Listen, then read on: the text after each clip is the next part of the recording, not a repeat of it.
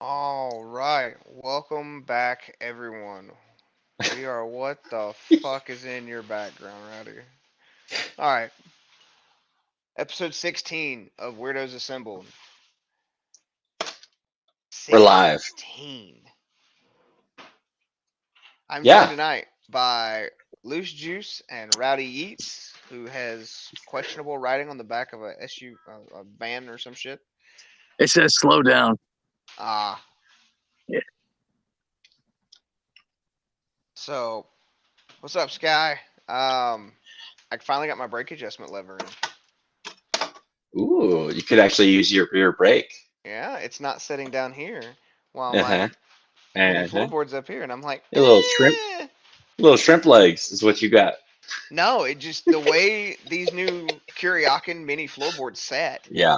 it's like it sets up like this, but the where you can't adjust Harley's rear brake pedal, it's down here. So you Mm, like have to take your foot off and then use your heel to press the rear brake. it's weird. So That I'm like, is weird. but this Green Brothers design linkage rotates, so you can shrink it or extend it. Kicked it Nice. back up. I was like, yay! I can put my foot on it. Anywho, Yeah, that's my good news. Sorry. That's all I got. I got Tonight, Harley tonight. today. That's my I good news, know. man. God. Congratulations. I'm a road king now. Oh, God. I am He's a the road bagger bro now. king.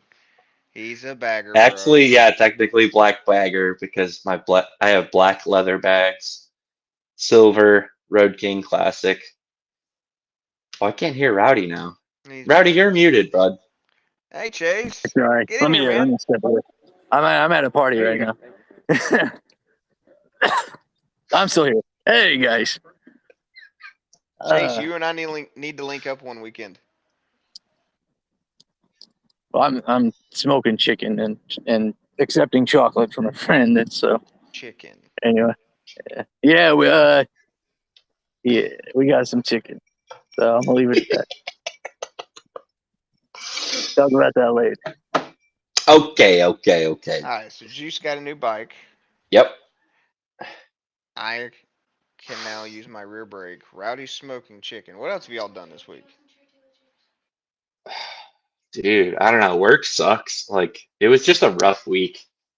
So, like, today, waking up and knowing that I was getting a Harley and then actually getting a Harley, it felt like the win that I've been needing all week. Like, I Yeah. just, like, everything was like loss, loss, loss, loss. Like, no wins, no wins throughout the week. And then finally, bam! Oh, like, it was exactly what I needed. Hell yeah.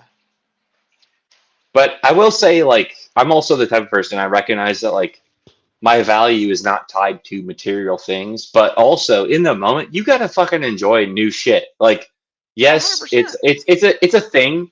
It's not a person, but it's a brand new Harley Davidson. Well, no, brand used Harley Davidson. So I'm loving it. It makes me smile. Clearly, um, big day for me.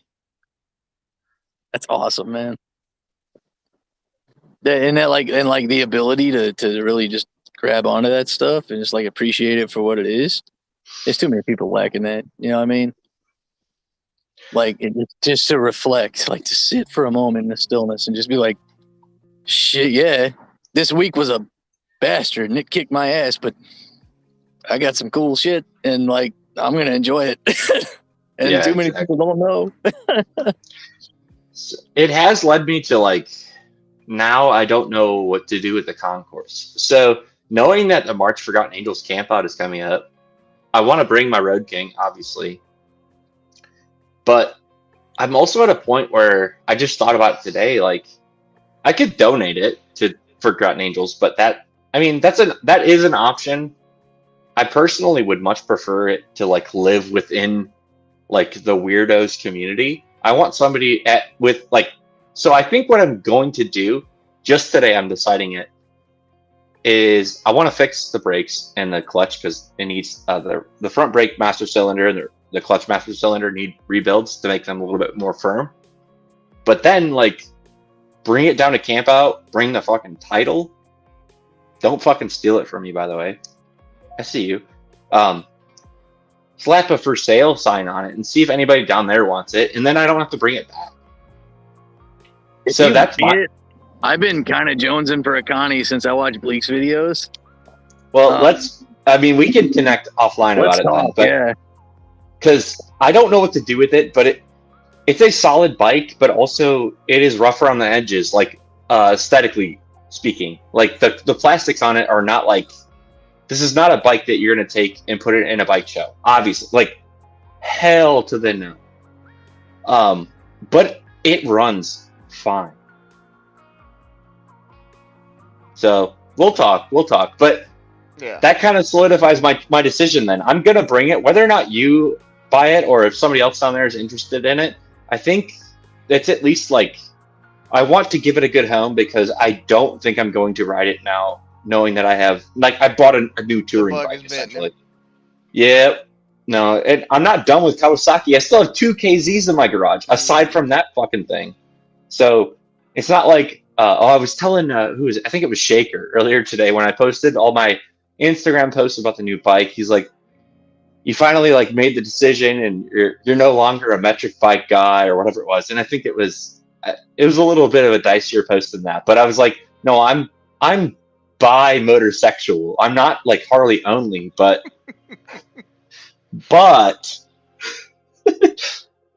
I do favor it now. Like I got to take it around the block, and just around the block, man. Oh my god. I'm looking for a Dyna now. Oh, you would. You fucking 100%. Would. Anywho, sorry, it's not the juice show. Oh, hey, we're all sharing.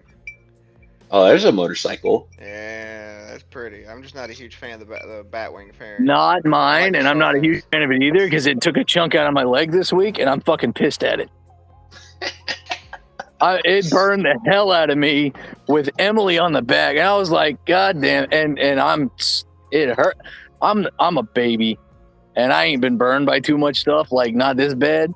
It hurts like a son of a bitch, and thank God I have Emily because it hurts. Mike, get your ass in here. What the hell? Yeah, what are you doing, Rainey? Come on.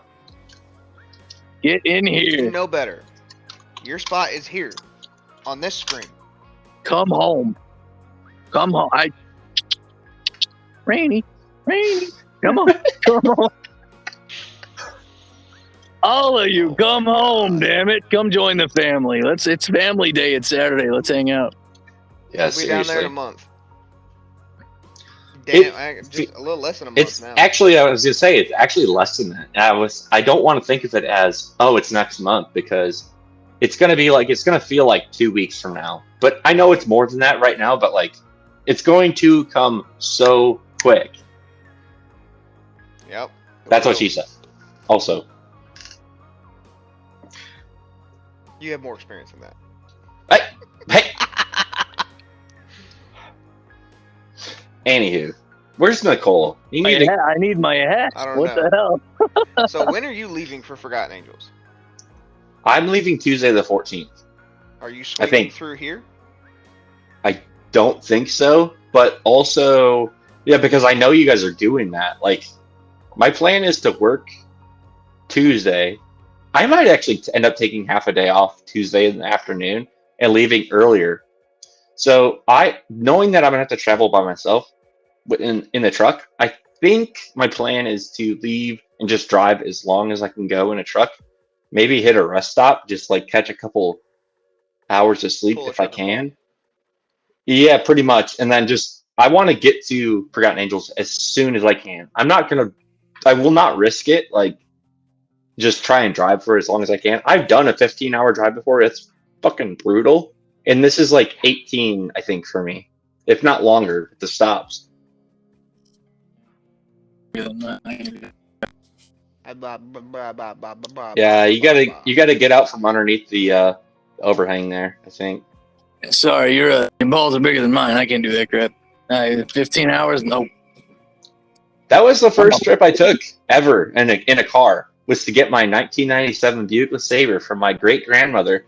She was in she was being transferred from North Dakota, Minot, North Dakota, down to Greenwood, Indianapolis. But she had a 1997 Buick LeSabre that ended up being my high school car.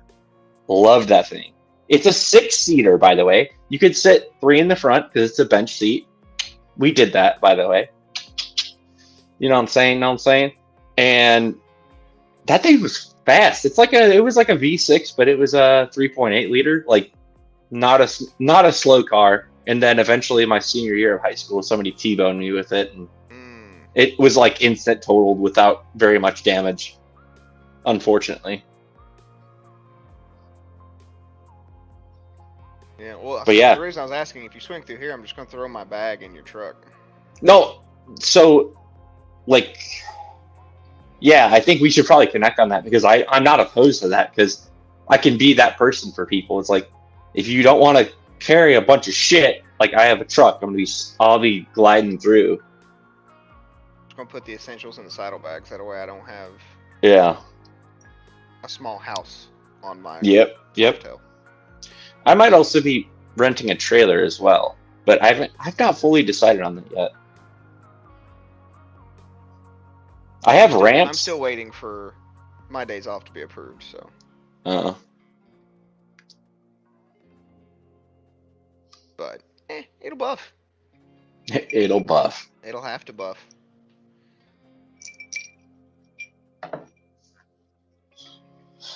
So how is chat tonight? I see Rainy in the chat. Yeah, Rainy's eating. He'll be on. Oh, he's gonna eat. Okay. Chase ignored us when we told him to come on. No, he didn't ignore us. He said he told me he was not gonna be able to join. So it's all good. It's all good. Still happy to have him though. No hard feelings. Yeah. I was hanging out with Chase last weekend. I know. I'm jealous. Mama tried, baby.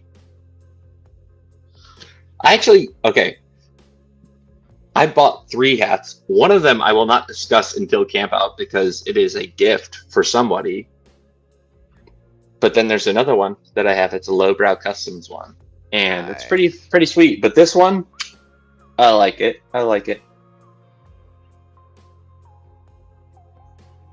So, after looking at all and since you've mentioned like motorcycle meetups, I think we are going to push with the Weirdos Assemble camp out at the Land Between the Lakes, just a little bit north of Hurricane Mills. Same weekend as the Revival. Yeah. So I already bought my ticket to attend TMMR, so I'm hoping that we can all still do that because it was like $100 that I'd love to not throw down the drain. Most importantly, more than anything, I just want to hang out with you all. But I'm just saying, like, y'all should get your freaking passes for the weekend, though. Because I think... Oh, good. But I don't think everybody has. Rowdy, what the fuck are you doing? He's always got weird shit. And Chase, I want to hang out with you, buddy. I apologize, Chase. All Juice told me was that you couldn't make it to... To be on... No, yeah. On a video. Yeah, I'm sorry. Leave me alone. All right. So he just dumped a ball entirely in your court. No. I'm sorry. He told me he was going to be in chat, but not actually available to be on video. It's all good. We're again, no hard feelings. No hard feelings. No, not at all. Also, I'm not done with Rowdy. What are you doing? He's getting ready for the purge. Preparing the wardrobe, man. Like we gotta be ready for when it starts.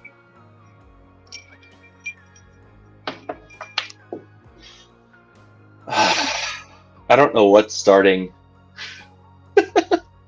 All of it. Everything. I can't find my helmet. I need my helmet. No, you don't need Oh, hell yeah. Yankee. Bad Yankee. You know who we need? Probably on a night like tonight. We need to summon Trucker Paul. Can somebody in the chat reach out to Trucker Paul? Look at him in the mirror and chant his name 3 times, and we might get Step Trucker. That is a dark spell, brothers. Step Trucker, where are you? Step Trucker, where are you? Step Trucker, where are you? Where's my phone? What are you doing, Step Trucker? What are you doing? And then, like every other demon, he appears, and all the bad shit happens. it. all the week. No, it's not bad. It's just weird. It's just moderately useful, and we've got to figure out He how to might be use on it. the road too, so there's Oh Okay. no, I bet he is. I bet he is. Yeah. Yeah, he like works and shit for a living. I don't know. Yeah, I don't know what to do. I will Hang on. text him though. I locked my door because this weirdo's out. There's weirdos out. Aren't you one of the weirdos? Yeah, I'm gonna say like it's right here, It's myself included. To I'm be the fair, only- I'm the only where's it normal at on the one. screen somewhere? I don't think. I don't know. I haven't actually looked at the live stream. It's big letters at the top. Weirdos assembled. And we are assembling.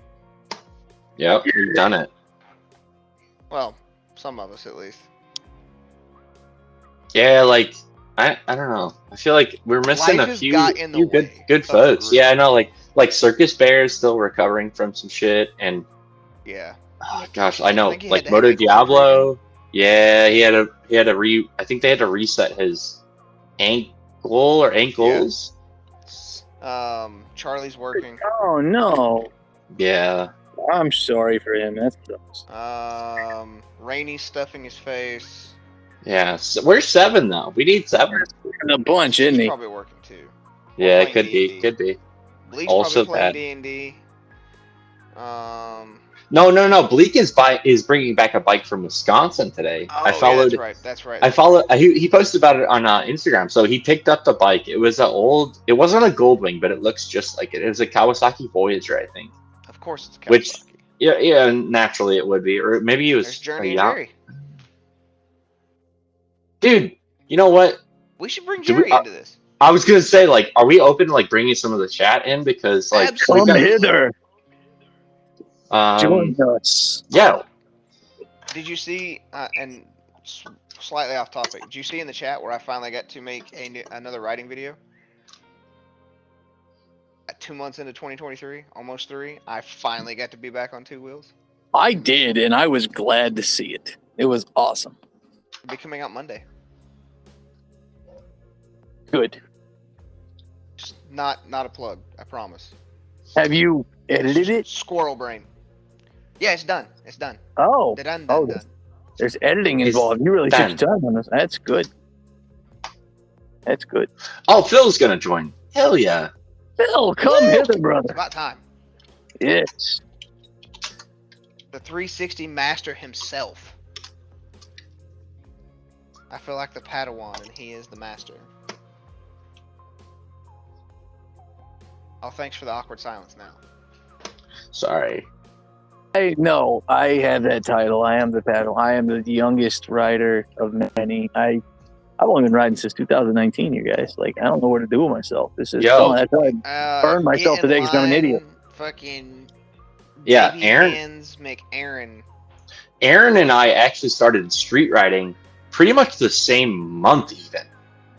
Like, for real, though. Like, he started Yeah. street riding. He had his MSF, obviously, we know the story, like, a while back, but April of 2021, he and I both bought street bikes, thereabouts. I mean, it might be off by, like, a month or two, but I just have experience with dirt, so that was the only advantage that I had, but I am not a, like, quote-unquote seasoned street rider, if as it were. I don't feel like a newbie rider, but that's just how I feel about it. That's a confidence. Yeah, exactly. Like, I feel good vibrated about it, my but I'm not balls off like on years and mini years bikes and for a years while. experience. He likes vibrators. What? I vibrated my balls off on mini bikes, like ripping around the woods with my uncle. And like, that was my introduction Yeah. to 2 wheels with motors.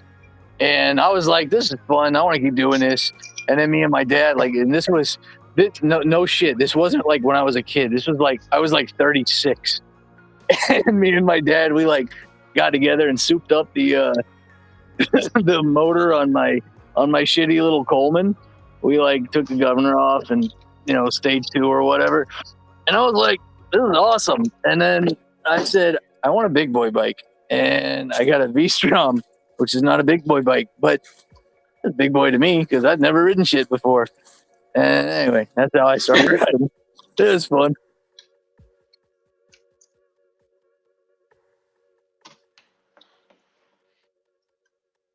annoying people on the internet with skulls on a Sure. minivan and a bike that I bought on a credit Well, card. yeah, you did talk about the minivan thing the other night, where you were trying to stop people from driving fast on your street by standing on top of a minivan. It's parked got a blown adjacent motor, to- so I can't use it for anything else. So I filled it with blankets that have been donated to the rescue, and people drive too fast. And a couple times they've almost killed my volunteers, and I'm like, I'm not okay with that. And so Yeah. I take a tiki torch lantern thing that I made out of a bottle of single malt Irish whiskey and a wine lantern kit, and I sit in like crisscross applesauce on the top of my minivan, and I just stare my neighbors down, and they don't go fast, and so I'm happy. That's all I need. It's not a speed bump, but the city of Jacksonville's busy, so they got things they're doing. I got things I'm doing. They haven't yelled at me yet, so I think we're okay. Looking at chat, Yankee says he's cautiously optimistic that he fixed his brakes today. Nice. Hell yeah. That was one thing when I test drove my bike that I think the front brake, aside from the actual cover on the reservoir itself looking like it's chewed up by a freaking terrier, like I don't know what happened to the cover on this reservoir. So I ordered a new one. Whole different issue, or maybe it's related.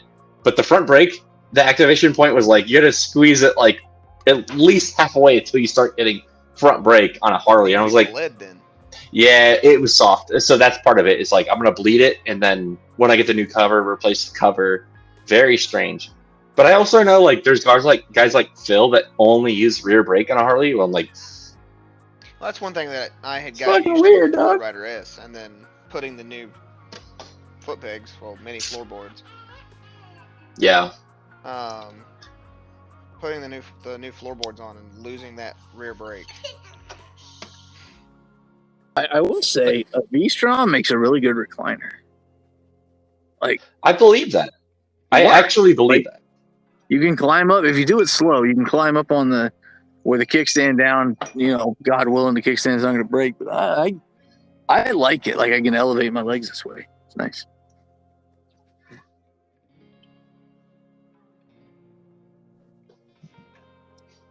Oh, we lost Goon. We're goonless. What in the ass? Yeah. That's okay. It's I just don't you and know. me. An hour Oh. left to supervise. Oh, What the thank fuck? God. Oh shit, he's back.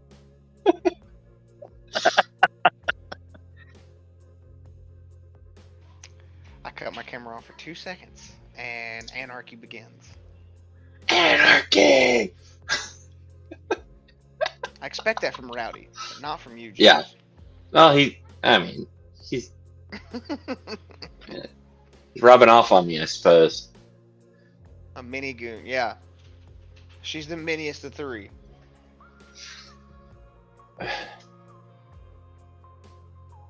And this ad has been sponsored by Trojan Condoms. Facts. Yeah, like Either one. yeah. Don't Sorry, I love don't kids, produce but things. yes, You also get still. scary. Oh, Hey, shit, three's we're fine with me. overpopulated anyway. Three seems like plenty. Yeah. I come from a household of it was just me and my sister, and I think shortly after I was born, it was like, yeah, my dad got a vasectomy. Smart man. Yeah, you go. Yeah, yeah, After you. yeah. I mean, after me, everything was perfect. So Yeah, they had to I end on the found, high I note. found my wife's wine. Hell yeah. Man, had some barbecue up to Oh, it. fuck. I feel like Pumpkin's gonna end up getting mad at us. Oh no, Pumpkin's not she's gonna get good. mad She at has the us. bottle. I have the We're cup. not enabling this. Oh, then she's in on it, so we're Yeah. good. We're gonna get demonetized because of the soundtrack here. I'm adding jerk seasoning to my wife's wine. No, we're What you're good. talking about. What? I added jerk seasoning in my wife's You're- wine. I'm trying to make You're more doing. wine. Oh, okay.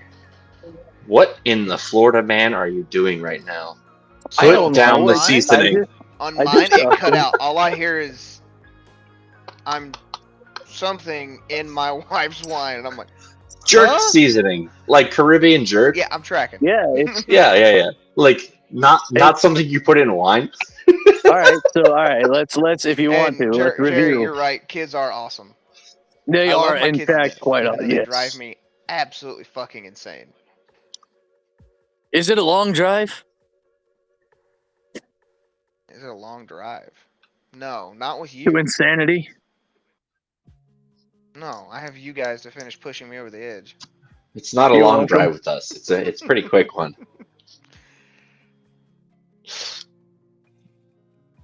Yankee asked if you weren't. Mad Yankee said, "Aren't you supposed to simmer that, Rowdy?" Yeah, mold I mean, I wine. got Do it. it. Hang on, let me get my torch. I'll do Oh some. no. I got some. Let me work this Rowdy's out. gonna lose a hand. Yeah, damn it. That's a leg. Be ready to cut the stream. Cut the feed. My button's up. My hand's on the stop button. Don't worry. I know this guy allegedly knows how to make napalm. Go to I mean, the gasoline. It works great. Discord. Don't get us going Go to the off. Discord, Phil, and follow the pinned link Oh yeah, shit. on I'll the sign it Weirdos to you. chat. Hold on. Yeah, Florida Man Live. Like, When he actually gets signal, don't worry.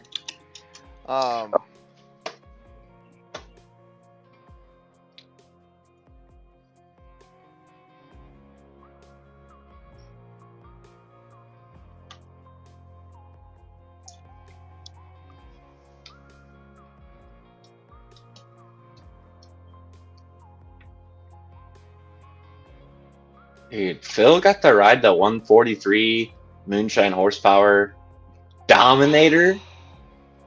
Oof. He's definitely talking about that when he comes on. 100,000% yes.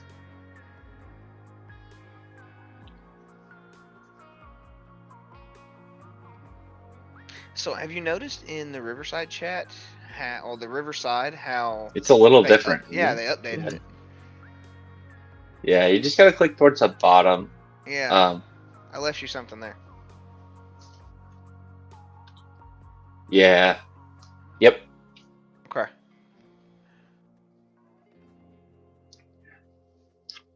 Where'd your Rowdy go? Oh. Dude, who knows? It's hard to follow him. I love Rowdy, man. I get his brain. Like he's the type of person. Yeah, there he is. He like you just like stay up late at night all the time, and I like it makes no sense. Doesn't matter what day of the week. And your ramblings, I'm like, those are total like ADD, ADHD ramblings. And hey, Phil, Hey, there what's he up? is. Sorry, we'll continue this later. All right. All right, first thing out of the rip. How have you been, you fucking stranger? Yeah, what the f, man? Been doing good, man. You know, just taking care of some family stuff, personal stuff, and now I'm back at it. Took a little break from making videos and everything. So Yeah, Mr. 360 videos. I Mr. appreciate Phil. that. Oh, I'm glad you could join us tonight. What's up, man? Not much, man. So You've been shoot, creeping what are my y'all talking Instagram, about? Weirdo. Well, we're curious how that fucking moonshine Harley was. Yeah, first and Oh, foremost, we need to Jesus. hear about that. Yeah, so I just ran into this dude at Patriot Harley, and we were just shooting the shit. And he's like, "Hey, you want to check out my bike?" And I was like, "Yeah, I want to check out your bike." So we walk up, and I was like, "Dude, is this your bike?" He goes, "Yeah." So I'm looking at it. He's like, "Check this out. It's a Moonshine Horsepower. You ever heard of them?" And I'd never had. It's a dealership down in Tennessee, I believe. It's down by Nashville. Yeah, he had them rip the 131 out of it because it wasn't fast enough for him, and then essentially build him the 143. Yeah, I watched their fucking series on it. It's fucking awesome. Oh hell yeah, man! So yeah, he's got I think he's got Olean set up for like the front and rear shocks, and he's got a custom swing arm on it, carbon fiber rims, and Yeah. Hey, real quick, the background music. Is there any way we can lower that?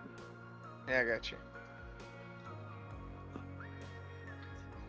Maybe. So he's got. I'll say, Yeah, I thought that it was a good level, but Is that It was too loud? just 'Cause really- that's as low as I can go. Okay, gotcha. I'll just lift it up a little bit. But yeah, carbon fiber rims and all that. And he's telling me he's gonna rip everything off of the gas tank, replace everything carbon fiber, and run titanium bolts and everything that he can get his hands on, just to lighten it up some more. That's excessive. Dude, I don't know what the hell moonshine horsepower did, but that sucker is smooth as hell. Like, it's controllable for being like 181 horsepower. But it really surprised me when I popped a wheelie in third gear. And then the one little clip that I showed, that was me popping the first wheelie in second gear. And I was like, holy crap, I've never done a wheelie on a Road King. And I didn't think that was going to happen at all. But man, you want to just talk about an ass load of power. I didn't even get it into sixth gear. Fifth gear scared me. And I wasn't even hitting top end on it. Yeah. So I can and only it has imagine. sixth, right? Oh yeah, no, it's a 2020 Road King special. Yeah, but you'd never actually hit sixth gear because you'd be going 180. He told me allegedly. He told me allegedly that he had his wife on the back of the bike, and the only time he ever hopped into sixth gear, he was doing 155 miles per hour. In Mexico. Like, yeah, not in the country, not going down the PCH highway or anything. But yeah, nice bike, man. And it's crazy, like the people that you run into, and like they're okay with you like talking about their bike, looking at the bike, and like this guy's okay with me riding this bike.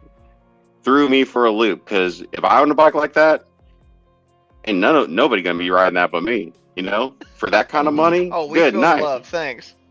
Yeah. I mean, look. It's like when you eat expensive dinner. Smells are free. You know, dude. Are we wearing the same shirt right now? What's the Carhartt? Not just any Carhartt though. It's got a special like dry fit material to it. Oh, it looks like we're wearing the exact same shirt. Let's be real. Okay, we're twinsies. I love it. We're twin camming, bro. Rowdy, what are you doing? Yeah, I don't know what he's doing. It looks like he's doing like freaking crank or something. I don't know. No, I took my rosé and I added jerk seasoning to it, and then I poured it into a can of Crown Royal peach tea, but the peach tea's drank already, and so I just needed something to mull it in, because somebody told me I needed to warm it up to make it mulled wine. So I'm doing jerk, Crown Royal peach, Yellowtail rosé, mulled wine, and I'm gonna let you guys know how it goes. So we're gonna do a live cooking show and review here whenever y'all are ready to get around to it. I'm tasting it now. It's fucking walk me. Weirdly phenomenal. There's allspice in it. There's sugar in it. There's a little bit of Scotch bonnet in it. It makes the rosé spicy. Shit. It's actually really fucking good. Well, so if anybody wants to try it, go to Top your 5 dollar store and your liquor store and get some stupid shit and tell them you're gonna attend a bar soon, and then you just give it a shot. I love it. It's not gonna lie, it'll put hair in your balls. I mean, if you need it, you know, I need it. You guys probably don't.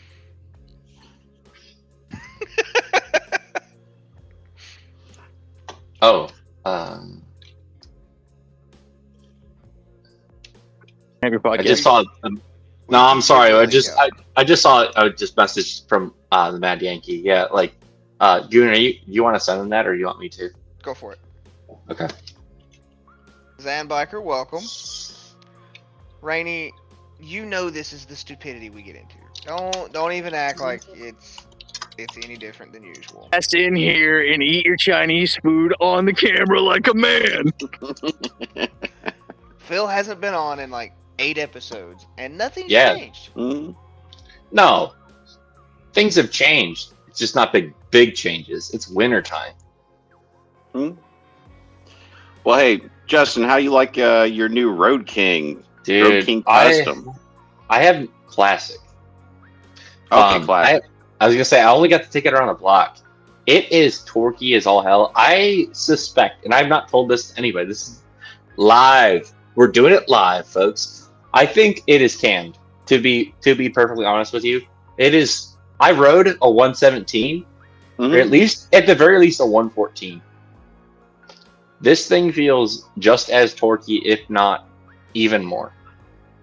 Okay. So on the low end though, because again, I only took it around a block, so I don't know what top end power is going to look like, but it feels good. I guess the quickest way for you to check is to see if you got adjustable push rods in there. So Yeah, also true. Yep, I could do that. I just didn't. I was like drooling over it today. Like I wasn't like looking at any one detail. You know what I mean? Mm-hmm. Yeah. Like I got a bike. I got Harley now. I'm a Harley guy. You are a Harley guy. Look at me. Can't fucking stop smiling, dude. With as much crap as you were talking about Harley there for a little bit, and you rode one. I will still critique Harley. There is still plenty to shit on. They've burned me. They've burned me too much. There's a lot of things that Harley could improve. There is. But at the end of the day, y'all ride one. Yep. Now I drank the Kool-Aid. I put it out there. I don't care. I own it. It's taken me a while to get it to where I want it, but yes. Yeah, with the new Road King I just picked up, it's a 2011, and it's just Road King basic. Guy bought it here in Virginia and then shipped it over to Germany, where he was stationed at for 3 years. And it pretty much just stayed outside. So it's got the Euro tune on it too. So I had to polish that sucker up, and it sounded like a moped when I first got it. It was horrible. So I'm still working on it a little bit, but altogether, it's turned into a pretty nice bike. I took it on the coat. Go ahead. Yeah. How do you Harley guys figure out how to make your hands strong enough to actually get the fucking waterproof connectors apart for the electrical shit? I can't do it. My wife had to get mine apart. Dielectric grease. Make sure to put it. Yeah, that is your friend. Thank you for the advice. Duly noted. That's how you're So supposed I'll to do do that. all electrical connections, actually, to be fair. Like, that is the best way to do it when you know that, like, especially for automotive or motorcycle stuff, like, knowing that you're going to run the risk of getting rust or corroded connections, like, you're supposed to do that. Most people just don't. And that... Well, honestly, I started doing it with older chillers and water cooling towers with their connectors. So we'd always start running dielectric grease in them because of the corrosion in the pins. And when you have like a $20,000 compressor and you blow it out because you got a loose pin in there and it shorts out the board and shorts out everything else, it just makes common sense anymore. Yeah.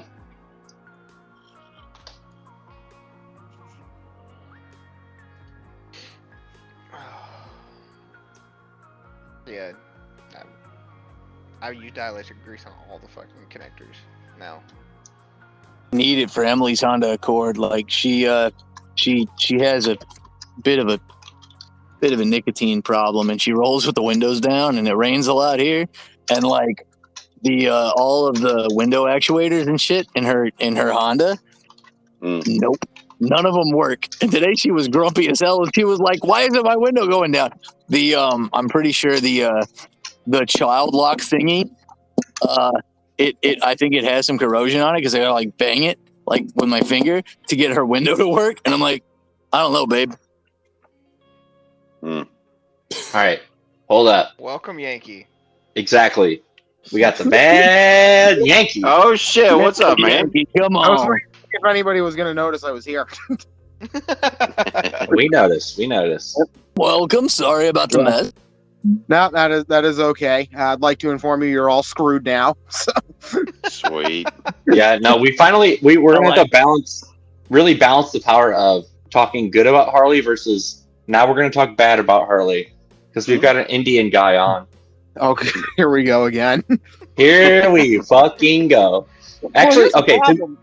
I don't actually hate Harley Davidson. No, and I know, I actually know this. Like, to be fair, I didn't meet you in person in March of last year, but I did physically, like, was around you, and I was too awkward to be like, hey, it's me.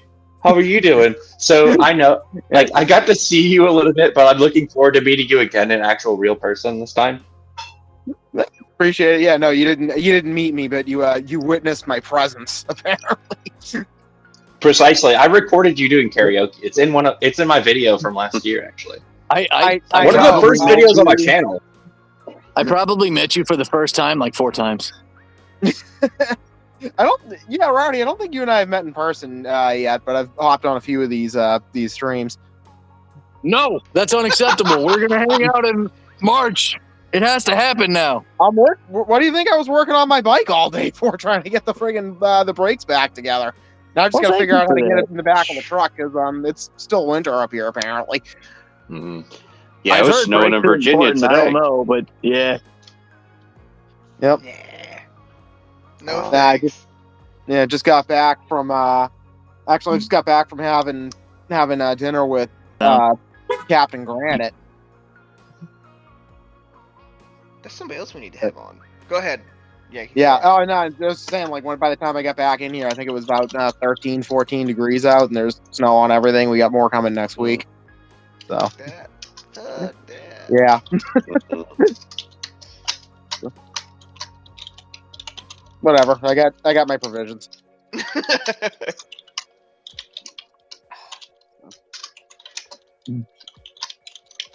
So yeah, well, what's going on? I mean, the usual weirdos hang out. Yeah, Whatever this hits is your pretty much mind, it. Just run with it. Yeah. I don't know that we don't really have like a set topic for today, other than talk about Harley because I got a Harley today. Like I really don't know. Like seriously, we were talking about a little bit of this, a little bit of that. If we want to I think now having you on is an additional perspective. Is there any advice that you would give to our audience as a first timer to Forgotten Angels? Because I think everybody experiences it a little bit different. So I think let's just spend like 5-10 minutes talking about that. How about that? Yeah, I mean the best piece of advice is that I can give about Forgotten Angels is there isn't actually really a lot in the way of advice to give. Everybody down there, we don't care where you came from, what your ride is. If it's got 2 wheels and a motor, we're all about it. But even if you're, just sort of don't even have a bike yet, you can just come and hang out. But the real point is that everybody is welcome. And I know that's a thing that you hear about a lot of places and a lot of groups say it. Everybody likes to talk that talk. I've only ever seen a handful that really will walk that particular walk, and David and Cindy are definitely one of those groups of people. Forgotten Angels is one of those organizations. Everybody, and I mean everybody, is welcome on that property. If you come there with good intentions and just wanting to have fun, you can't go wrong. You really just are not going to be steered wrong. If you come there with bad intentions and bad feelings, you'll be escorted properly out. Yeah. I was gonna say you're also not too bright because there's gonna be about 400 bikers there who aren't gonna take super kindly to that. So, What about you, Phil? Since you weren't here for that discussion, Jesus, when was that? 3 or 4 episodes ago?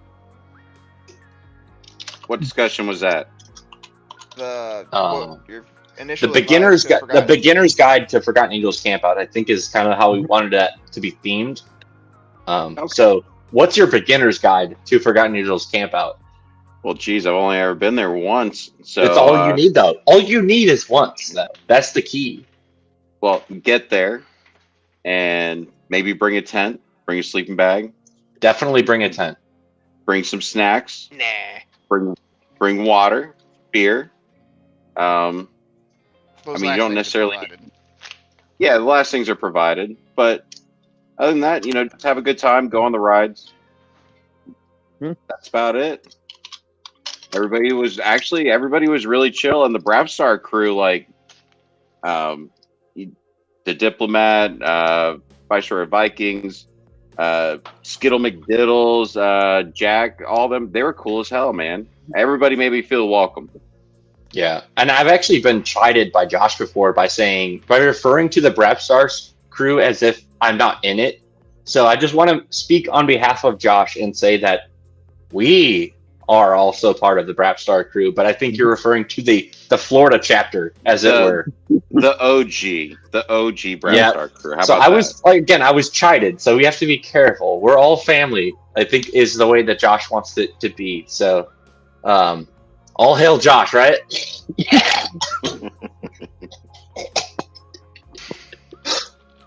Where did Rowdy go? Dude, he was wearing a skull. Like, I saw Pumpkin just kind of over the screen. So I old wine, so I'm not sure what's going on. Lord knows, man. Lord knows. God love him. we're not gonna see Rowdy again. oh, I think we will, but like, it could be 10 minutes from now. It could be an hour from now. Who knows? Bye. Discord degenerate. The good news is it looks like he's got the camera pointed on his street, so if we start seeing flashing blue and red lights, we'll know something's up. Yeah. I was figuring about 10 minutes we'll see him sleeping. So, on on the roof of the fucking van. On- yeah. Yeah. Oh, that would be precious. Precious moments. Oh, yeah. Oh man. Yeah, Eddie, that was Pumpkin that just kind of bobbed under the screen.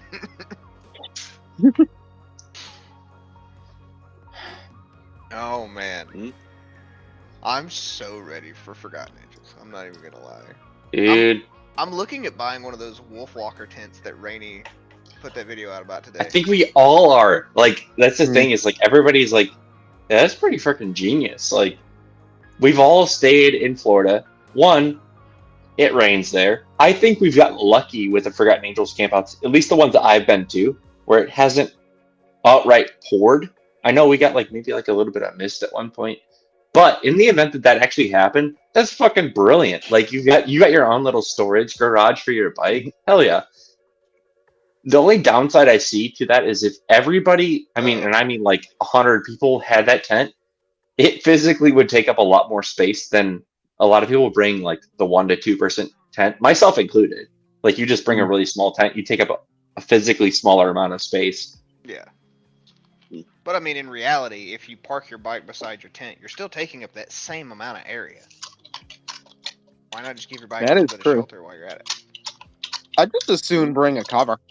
Honestly, like if granted, it depends on how much cargo space you got in your bags. I'm gonna be trailering this time. Trailering. I'm got a ramp, and I'm gonna try and stick the bike in the back of the truck. But I might just throw a cover in it along with some other stuff at that rate. Yeah, so that's a great point. I actually recently bought a heavier duty ramp because I had a tri-panel ramp that I bent with like my Triumph Street Scrambler. The first rung of it, I tried riding it up and bent the fucking thing. So I was like, I think for Christmas this last year, my parents are pretty generous people anyways, and I was like, I put that on a list. I was like, I want a 1,500-pound ramp, but it's only about this wide. So I think my plan is to use the triple panel ramp underneath and the heavier duty ramp on top, and to be able to like ride my bikes up into the bed. Because trailering, and you especially, it's even further, it's like that adds so much to your travel time because of like you use so much more gas for pulling a trailer, whereas pulling them in the back of a pickup, like you can get pretty much the same mileage just because they're designed that way. Yeah. Yeah. Go ahead. Sorry. I'm so sorry. No, I'm dumb, and I keep using the word trailering interchangeably, but that's what I'm actually doing. I have a ramp, and I'm gonna drive the bike back into the bed of the pickup, strapped down. Yeah. So, for me, like, my Rebel loves to drink gas. That Hemi is just a thirsty little thing. Yeah, it is. I much rather Hey, go there ahead he is. and just ride the bike because the lowrider and the Rebel get about the same mileage on a tank. Oh, 25 gallon versus a 5 gallon though. So my gas stops are significantly cheaper on the lowrider. What? Okay, for real though. Like my truck right now, for whatever reason, just maybe based on the mileage, I'm getting like 16 now. I did like a service. I used to get like 19, but for whatever reason, after doing the service, my fuel injectors are now like, fuck you, you're gonna get 16 miles a gallon. What are you getting in the Rebel? 11.9 driving back and forth to work. What the? 16 on the highway. Ouch! Ouch! Yeah. Ouch! That's a 500, right?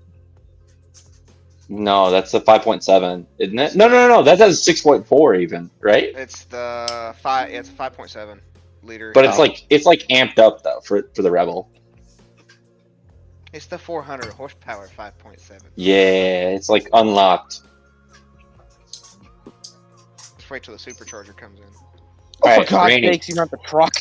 Hey, this guy's Rainy. You meant a Honda Rebel. Yes, sir. All right, you have to talk right now through your food. Okay. Go.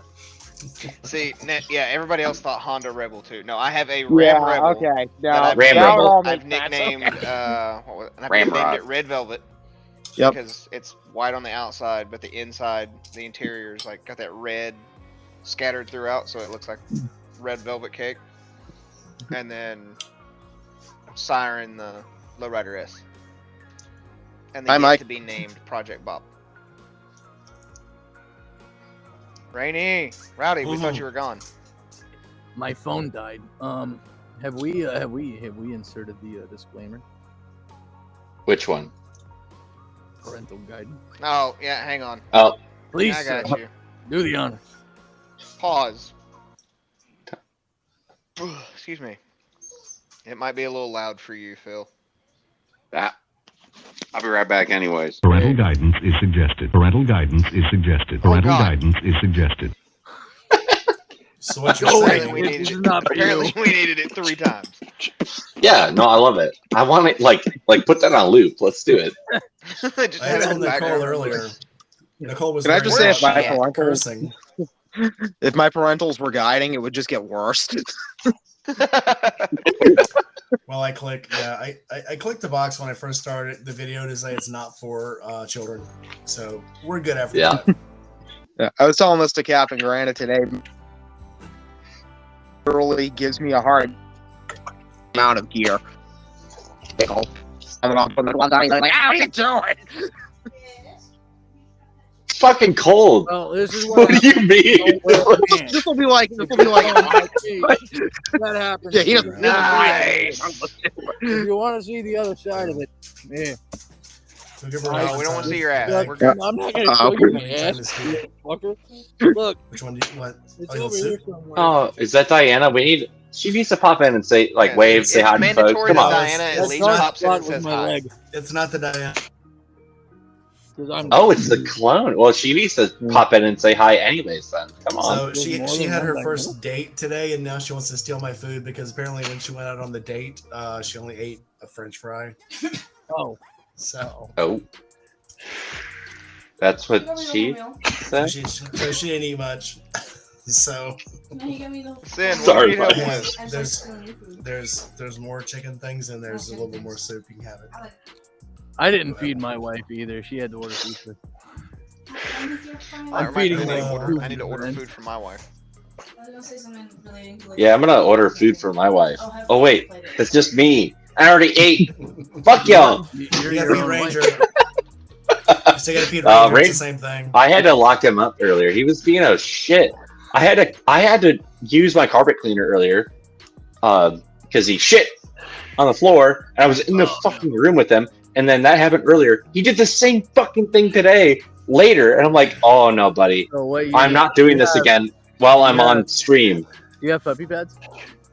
I am considering getting them. That's also a They big have- part of why I'm They have moving. They have an attractant in them that contains pheromones that Yeah. basically tell the dog, hey, shit here. And what you should do is you should put them by the back door. And so then puppy will go to the back door when puppy is ready to go out. Yeah, no, and he does it right by the I'm in an apartment, 2nd floor, so he goes by right by the door, which is over. Hold on, I don't know if y'all can see it. Like it's like not far. Like If you don't have puppy pads, here's what you do. You put a blanket by the door. Let the dog Yeah. sit on the blanket. Take the blanket into the backyard afterwards. And then, when little critter has to go, fling the door open and be like, all right, go poop. And he'll go to the blanket and he'll poop out there. And then you say, good boy, good boy, good boy, good boy, good boy. And you're good to go. yeah, Potty training 101. yeah, and I probably need to connect with you a bit more on No, don't some connect. dog behavior shit. I'm an asshole. We have No. one dog. We have No, one no, no. dog, and it took us over a year to flipping potty trained because she's like our daughter. But And I consider you an expert in the field. So I'm not. like, I'm an idiot. no. But you're like, okay, even if you're an idiot, you're more of an expert than I am. So you at least have a lot of experience with a lot of different dogs. That's it, right? I'm an experienced idiot, and that helps. That's worth something. I'm not going to call you smart, but I'm going to call you smarter than me. Good, don't call right? me smart. That'll be a lie. Oh, I think you are though. That's very much underselling who you are. Oh, bless you, brother. That's very sweet. Thank you. I'm a moron, but thank you. No. So actually, on that topic of kind of our people, I think I want to at least bring it in, right? Rein it in, everybody, not just Rowdy and I talking about like being kind to each other. You know, as many of you have heard, there was kind of a loss in our community earlier this week. Well, actually, it happened on the 11th, but many of us found out about it, I think, earlier this week, about Sunday-ish. So if you haven't heard, I'm sorry to be the one to tell you. The remote coders, David Nick, he was unfortunately killed in a motorcycle accident. So I hate to bring down the mood, but I think it's very important, especially the purpose of our podcast is to bring together our own community. And this was somebody that was very, very, very, very, very, very much involved in every fucking day on the Discord, in live streams, always a great sense of humor. And I would just open up the floor to anybody else that wants to say anything nice, and then let's toast to David Nick after that. I'm gonna just say one thing. I know where he is, and I love him, and so I love his family, and I'm praying for him. That's all I have.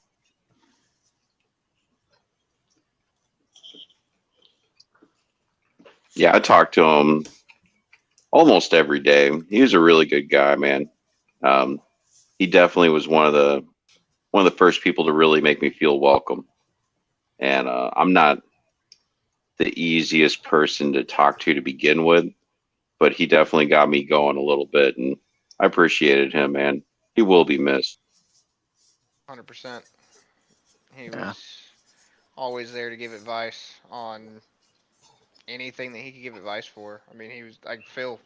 He was one of the first ones that welcomed me into the Shade Tree chat. Zan is saying he hadn't unsubscribed yet. I was flipping through the channels a while ago, looking at new videos when I first got up, and his is still up there. I have no intention of taking him down because his last video, the thumbnail is his big face, big old goofy, beard and stuff, and I'm just gonna leave it up there. He was, everybody else says, he's encouraging and blah blah blah. What I remember most about him is his love-hate relationship with Harleys, because he would absolutely just stupid fucking Harleys. Dealers are fuck a bunch of Harleys, and then on the flip side, man, how much he loved them. His first video I saw of him was actually when he was going out there and he had stopped to see somebody, and I can't remember who it was, but he was on that big ass orange motorcycle, and he had the Gatling gun mufflers on it, where when you hit the throttle, they spin, and it looks like a little guns firing, and it sounds like guns firing. I thought that was so cool. But he always had a very good humor. Shaker. It was. They went up to the dealer and they test rode the Zero. Was it the Zeros they test rode? They rode, I think it was the Zeros. Shaker's out there. He could probably, but they rode electric motorcycles. But that was a lot of fun. But he's always good with you. He was so funny. He always threw memes up. He was always there to make you laugh. So definitely will be missed. If it's okay, I Shaker, if you got something to say, you got the link. I'll give it to you if you want it. You come in here too. That's it. Sorry, I think it was Zach started. Yeah.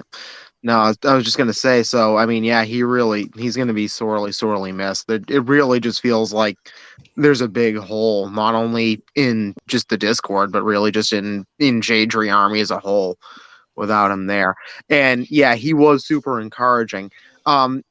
When we were talking on the Discord, I had posted some screenshots of some stuff that he and I had talked about. And Mike, it was the thing that you had used where, he's saying like, we all walk different paths in life. what had prompted that entire exchange between he and I was before we were doing the trip out to Eureka Springs, Arkansas, the one that he couldn't make. And I had never ridden a bike anywhere near that far before at that point. The longest I'd done in one day was about 600 miles, but that was to a place and then back to my house with my dad. It was basically from Boston, Mass to Lake Placid, New York and back in one day. And I was dying by the end of that. But anyway, so I had no idea if I was even going to be able to make it. Plus, we were doing it in April, which is a pretty sketchy time of year, as we can all remember with the storms. I was basically the week before, I was sitting there at work freaking out. I was so freaking out. I'm like, I don't know if I'm going to make it, or, I'm thinking I'm going to try and do this and get caught in a storm, or I'm going to friggin' die. This is really bad. I don't know why he and I had, when I was talking to him, like, I'm so nervous, man. And that was what that whole thing is. He was just saying, like, hey man, you can really do it. You can believe in yourself. It's just, just do it one thing at a time. And if it does get too bad, you can turn around, but have faith and all that. And so that was what that whole exchange was about. And then he and I just started talking because, we had a lot in common. We're both outdoorsmen as well. So we were just talking about hunting and whatnot. And that's also where that conversation was coming, because both of us had like a common for people who might use one method or the other and think they're better than everybody else. And we're just like, man, screw you. And that was what prompted that entire. And I think it was like right before, I think some of the last stuff he had posted on Discord, it was he and I just talking about 4570 lever actions and stuff like that. So yeah, I love that. That's awesome. Yeah, no. So, but I mean, I'm going to keep telling that story because that just really tells you what kind of guy he was. That was his whole shtick. He was always there to encourage everybody, welcome everybody, support everybody. It's the whole thing. It's what FA is about. It's what Shade Tree Army is about. He really did just encompass all of it. And then it's that old message that that everybody in the group has been saying over and over, even before all this, but especially now, is don't wait. Don't wait to take that trip. Don't wait to change your entire life if you don't like how it's going. He went out to, Arizona because he had his job and his life back up north, but he just said, I'm not happy with this. I don't want to do this for the rest of whatever I have left, which turned out not to be a whole lot. But so he went down to Arizona to do all that. And that's the whole thing is, you can make the decision to change your life or do that thing whenever, but don't wait to do it. Because something I've always said is that don't spend time waiting around for tomorrow. She's a flaky bitch, and sometimes she doesn't show up. Yeah. Absolutely. Yeah. I think you kind of hit the nail on the head there. And I didn't interact with coders a lot directly. It sounds like you ended up spending a lot of time in talking with him, but looking at his obit today, and I thought I had a lot of hobbies, but that man touched just about every fucking hobby there ever was, from hunting to sailing, motorcycling, knife making. Gun, not only gun sales, but gunsmithing, I think is I could be wrong, but wow, what a wholesome person, and obviously a tragedy to have been stricken off the earth by somebody that was not paying attention. So again, definitely a hole in our community, and definitely wanted to spend at least a few minutes today to talk about it, because I think we're all feeling it, and we're all kind of grieving together collectively. So thank you for sharing your perspective on it, because I think everybody talking about how he impacted them, yourself, I think is all very important to the healing process of our community. Like Zach's piece I used, the piece I used for my last video was, he was like, if we're not going to use all of our talents to come together and help each other, what's the point of even being in this community? So here we sit, exactly. all of us together. Some of us are polar opposites of each other, but I mean, we all got something, and we're all coming together. Here we are, making the world a better place for other bikers, and we're so welcoming. Again, he encompassed everything about Forgotten Angels and about the the Brap Star army all together, that all of us coming together to help one another and to help others that can't help themselves, and just to be there for each other. So I just think we're living his legacy, and this is what we'll keep doing. Yeah, absolutely. All for one for all. Yep. And then looking back on it, it's hard to. I mean, it's not really hard to imagine, but you can be doing everything right, and someone else fuck up, and then you're gone. Yeah. But who knows? I mean, I don't know how religious a couple of you guys are. I know some of us, and this is the way things are. It's not according to our plan. It's God's plan. Sometimes we just play a tool, and here we sit. It's not ours to question, but here we are. And it doesn't seem fair sometimes, I know, but he did touch a lot of lives, and maybe that was his purpose.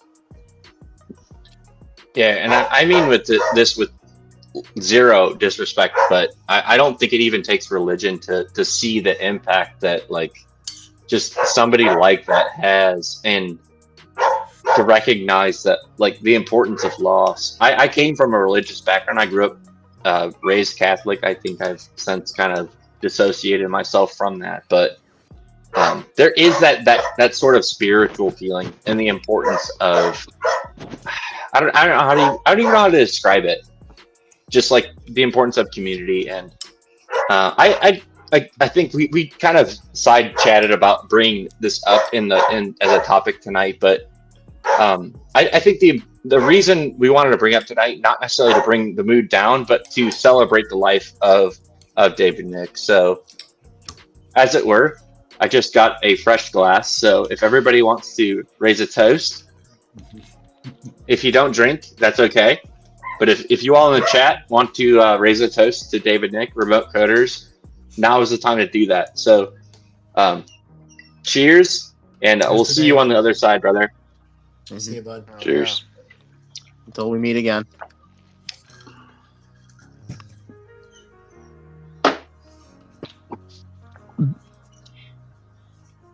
I swear to God, I could hear him laughing at me today. When I was finished, doing the brake flush on the bike, I closed everything up and closed the bleeder valve, so that was all fine. But I went to take my little hose setup off, and I kind of forgot about all the suction and the siphon effect of that. So I took that thing off, and it just spurted brake fluid everywhere, just right over. I had to spend an hour cleaning it up. Yeah. I remember just sort of looking up at the ceiling of the garage, but I bet you thought that was really goddamn funny. His last laugh. Yep.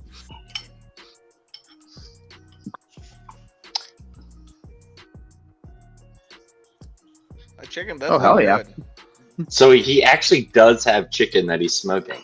Because I thought he was maybe talking about that jazz cabbage chicken, what I'm talking about? the cabbage chicken.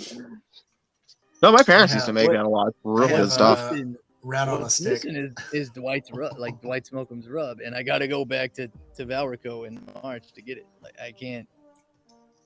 And I don't have $15 right now to buy it on the store or whatever. So I'll see you guys in March because I gotta have more of that stuff. That man, flipping delicious. That man knows how to freaking. I will say barbecue, but I would extend it as far to say cook. He knows food science a little bit. He's got flavor profiles down real good. I was gonna say, if I am bringing the truck down to FA this year, I might have enough space to throw a cooler in there and throw the last of the bear meat in there if anybody wants to try it. Yeah, nothing sweeter than bear meat, right? Yeah. That particular one was a good one. Well, no, that was the second one. That one was good too. But.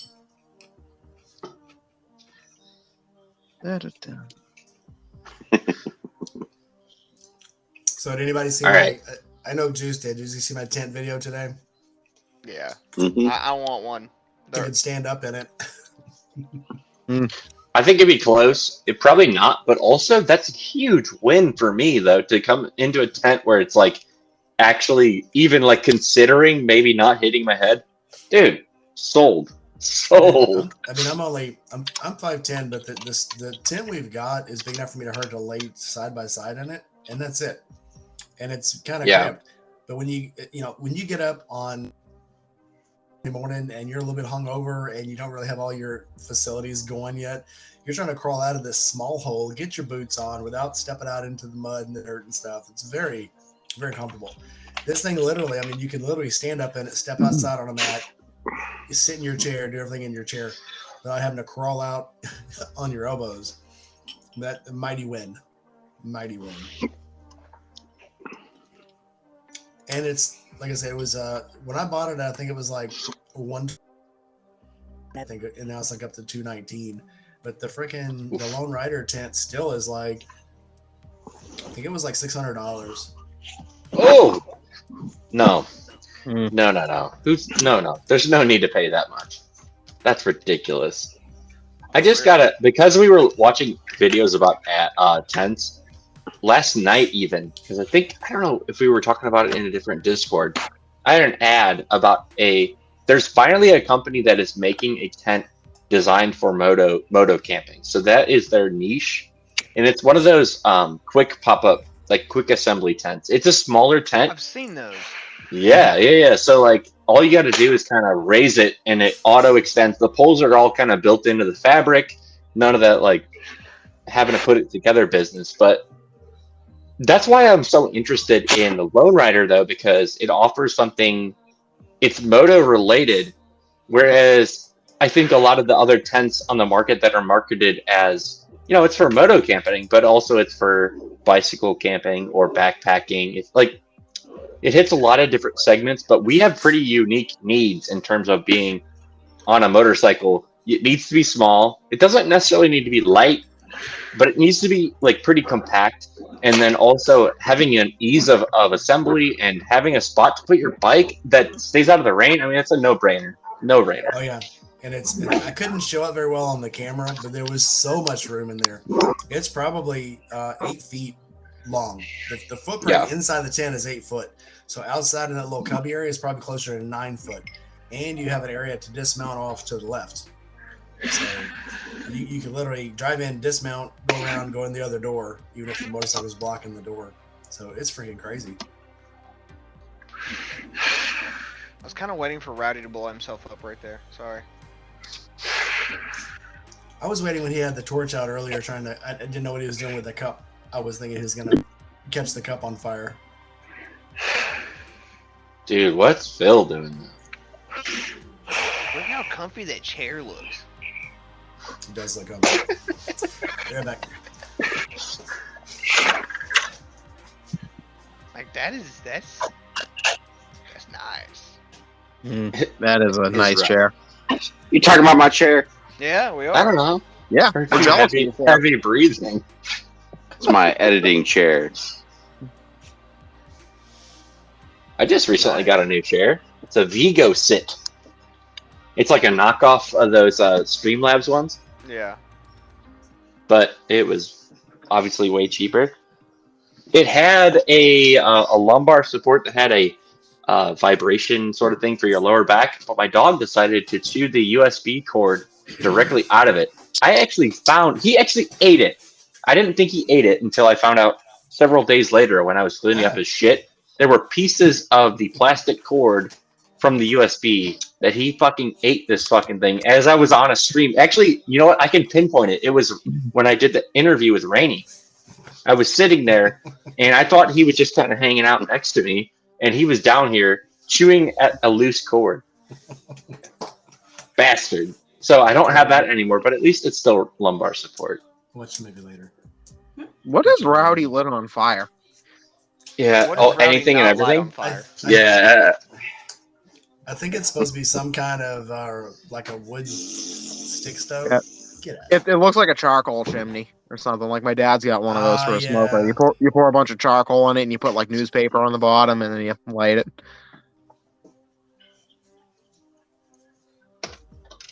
That was my clone. Rowdy comes back with no eyebrows. No goatee. His goatee's gone. No facial hair whatsoever. I think we're okay. No, yeah, you're right. It is a charcoal chimney. I took some Kingsford that was a little old. It was a little wet, and so I threw some lighter fluid on it.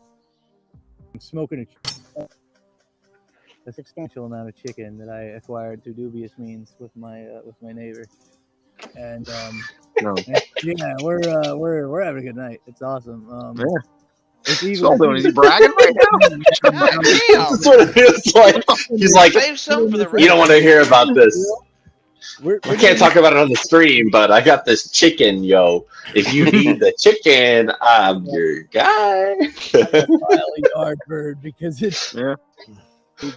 All right, so I have my old age goals. Have a garage that looks like fucking Phil's. Yeah, his is way, way, way more organized than mine. You all have seen mine. Like, his looks like actually neat. The tools are probably in the toolbox. I said probably, not certainly. I think he just rolled his toolbox into the kitchen and just took over. I need cabinets. Look at Damn. that. Got Rainy Rider, two-wheel Saw goon. Josh there. Oh, is that the good new stuff. one? Look at that. Hey. Where's Loose? I'm on the Who's bike, that? baby. A whole bunch of rap star there. I Hey, see Phil. Diana. I see You're in the Trucker- toolbox. I'm on the bike. Trucker Paul's on the See bottom Flip. center. I see Oh, I'm sorry. I'm sorry. Here we go. I put one on his bike. Thank you. Mm-hmm. That's right. Got two-wheel goon right there. Loose Wow. Juice over there. And Chase, I could see Chase and Parker and Ken and shit. There's a lot of good ones there. Big Lizzie. I see Yeah. 9 mils on 2 wheels. Matt there. Yeah. Yeah, you notice how Mike Branch kind of put a sticker over his. Nicole answered back. She said she's used up all her social energy for the day. We weren't even done Acceptable. pestering her for the night, and it just ended early. That's bullshit. It was, yeah, OBS was giving me some shit. I know y'all saw earlier. It was like, I thought I heard something outside. It's okay, maybe it was just somebody hit a pole or something. And next thing I know, the OBS is going out. I'm like, what the shit? And then it went out, and then it came back, and then it went out again, and then I couldn't recover it. So OBS is just being a bitch today. I don't know if yours is the same goon, but every once in a while I go to logo. You require an update, and I'm like 10 minutes from going online, and I'm like, there's no way I'm gonna Every do that. time. Yep, that's why. Every fucking I time turned I mine on open. 30 minutes prior because it's like, I did. I went in this morning and had no problem. And what's funny, I tried to go on afterwards to get it to do the update, and it wouldn't do the update. I Yeah. was like, no. You've got another interview tomorrow. We're gonna wait till 10 minutes before your whiskey chaser interview, and then we're gonna remind you. So maybe it's a time thing. I don't know. But see, I'll try I to- find the same issue with the Insta app on my computer. Every time I go to edit a video or like pull videos off my camera, the Insta 360s app is like, hey, we got to update. Hey, we got to update. Hey, we got to update. Holy fuck, calm down, dude. Yeah, I only do those updates once a month. Take it down.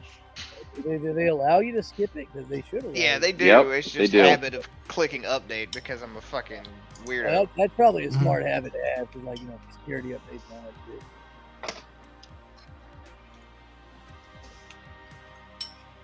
Still Now, sucks. DaVinci Resolve, on the other Yeah, hand, time. I've skipped like 8 of those updates.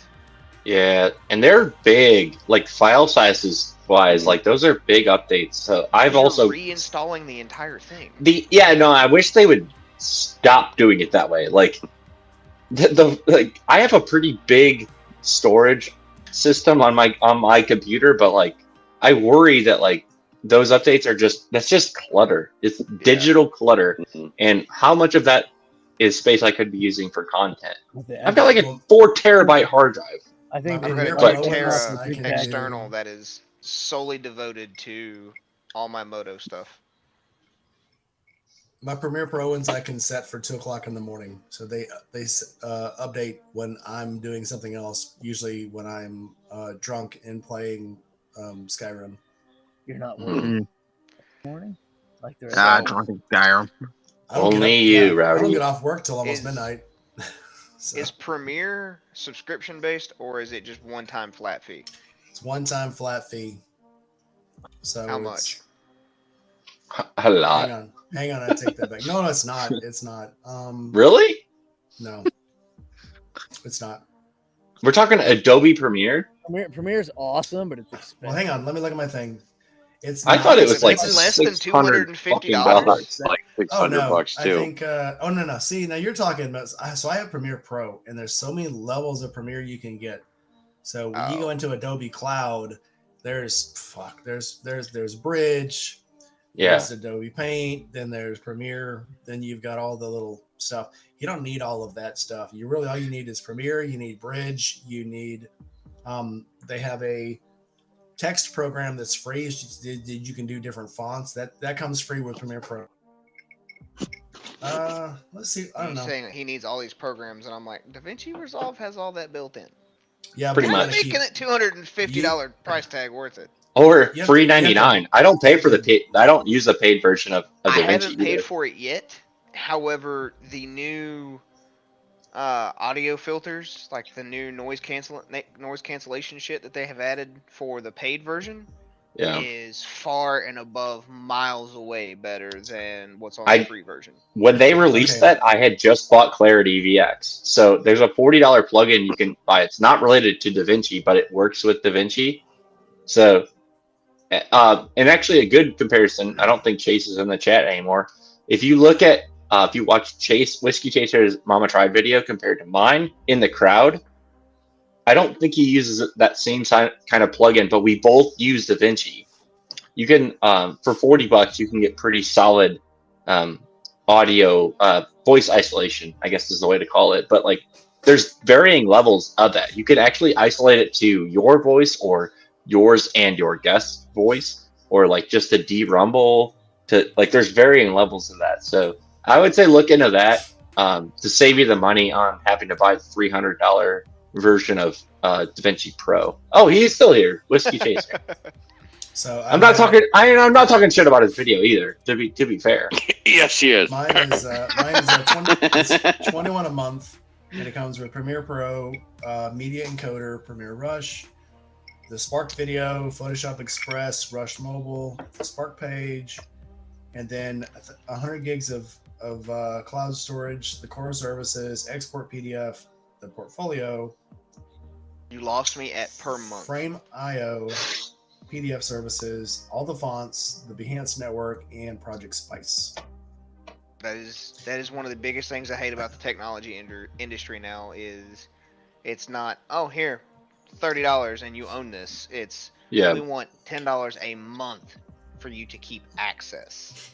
Well, the thing Yeah. is, a lot of this stuff, it's the thing I like about Adobe is you don't need to buy anything you don't need. So, obviously the full package is something ridiculous like $350, but I can just get the things I need to do my editing, my downloading. So I can put it into different formats. That way you can format it for YouTube, or you can format it for a cell phone or for Instagram, and the formats are different. You've ever seen a lot of these videos pop up and like the screen is really, you're on a wide screen, but the picture itself is like really skinny. So what Bridge does is it actually makes it fit your media that you're pushing it to. And then all your fonts, then I can make all of my thumbnail letters and stuff. So for me, $20 a month is worth it. I mean, it's a hobby. There are hobbies that are much more expensive. $20 It's a month. true. Like motorcycles? Because Mike Branch was the one that I motorcycles, talked to when getting advice for editing.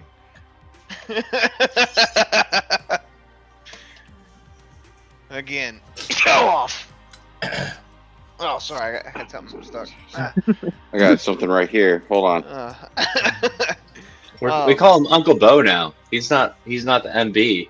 Oh yeah, that's right. Oh, yeah. Uncle Bo Gator. Senor Boogie. Uncle I still Uncle gotta- Bogatar. Still get Bogatar, I um, choose you.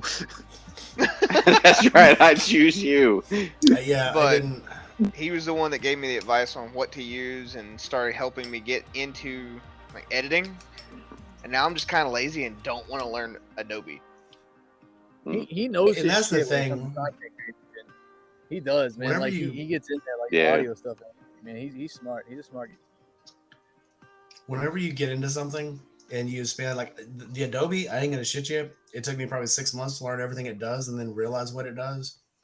But once I learned all the auto features that would set it for itself, it's so easy. But it took me 6 months to learn those things to make it so easy. It's like learning to tear down a gun or something. Yeah. And then once you learn that platform, you don't want to change that platform because now you know it. Bingo. Yeah, I agree with that because even with the DaVinci, even the free version, there are so many things that I feel like I'm doing the hard way, but I just don't know how to do it the easy way yet. But it's a very intricate platform. It's actually designed to be like you could technically use DaVinci the free version and produce like a professional level video. Like if that makes sense. Like it has all the features there, but there's a gigantic learning curve. Yeah. So it is taking time. I was using just QuickTime, and QuickTime was free. And all of a sudden, I just realized there were other things I wanted to do, just to have that extra font capability and the ability to have everything and have like 3 open windows at one time and to lay tracks on, and that was DaVinci has it too, but you can lay down 4 video tracks and 4 sound tracks at the same time, and then you can mix them and cut them and just move them around. I don't think DaVinci has a limit. I was gonna say I don't know that there's a limit, but I imagine I've got 8 tracks open right now. You would run into probably a processing error if you like tried to run too many videos at once, but that's based on your computer more so than DaVinci. So I think I can add tracks, but I just don't because 4 is my limit. Yeah. Because all your fonts and all of your titles and stuff are on your video track, and then you got soundtracks, of course, for your video, plus your music, plus your sound effects. So, and if I'm putting more than 4 videos or sound effects or titles on one screen at a time, I'm probably overdoing it. Your limits that you eventually run into, you'll find that they're based in your file system and your operating system rather than your editing software. You are working with lots and lots of small files. If you are working on something like Linux with an ext operating system or with an ext file system. Rowdy, I'm gonna stop you right there. You're the only person that runs Linux in this room. I'm gonna bet that. I put money on that. You are the only person that knows Linux. I know it exists. Right. Like, if you have an Android phone, you're using Linux. If you're using a certain or some other group, you're using Linux, and so understanding those limitations is helpful. If you know that you might have 535 files, which you can run into as a problem if you make a shitload of content, which is kind of how I like to do shit. But anyway, yeah, like there's inode usage, things like that. There's all sorts of. I haven't fucked around with Ubuntu in a long time. Ubuntu is the operating system for Linux, right? If you use Windows, old school Windows, or you use like a Raspberry Pi, a lot of times those will use exFAT or exFAT's not a problem, but FAT32. If you use thumb drives, you'll run into a 4 gigabyte file size limit, which is very important with video editing because we hit that shit all the time. You're doing a 45-minute ride, you're gonna hit that limit. So yeah, like you're right. Most of us aren't consciously using Linux and shit like that. Or we're not consciously using Windows or shit like that, but if you're using a thumb drive that you just picked up from Office Max when you were on the highway because you wanted to pull some shit off your GoPro and shove it on there, and there's like file transfers that fail, that 4 gigabyte file size limit will bite you in the ass. So anyway, that's tips from the digital underground, the weird motherfuckers that have been around since the dawn of Facebook. And this is your tech talk portion of Weirdos Assemble. Thank you. Seriously. Come to my TED Talk. I've always wanted to say that. The only other person I could see nerding out about this is Bleak Rides in the chat, and I'm wondering why the hell he's not joined in the freaking video right here, right now. We still got like 3 more slots. I know. Come on, man. I was talking to him all week. What the hell? Mr. Bow Guitar. Come on, Bleak. Get in here. Bow Guitar. Speaking of slots, I just looked on Premiere Pro and I can add 3 more. I can add 3 slots at a time, and I just added 3. Now I have 7, and I have more than I need. So I could probably add more. Plus up. If I added You're any more, drowning I in would plots. need. Yeah, I would drown in plots. Yes, because I would need 2 more screens, one to track all just my tracks, and then one to track my pre-edit, and then one to track my post-edit. So, How's it going, Toxis? Well, Working I was gonna say we got Welcome. Toxic Areas. I got to meet him. I just Chase and saw I got him to on meet 2 him. videos. Yeah, I was just going to say that. I never knew what he looked like. I saw him in your video and then Chase's Dude. today. So, He's a cool guy, man. He Welcome is a Like, true comment, subscribe. true shade tree weirdo believer. He showed up to Mama Tried in the Braff Star kanji hoodie, and we hung out, had a great time. Great dude.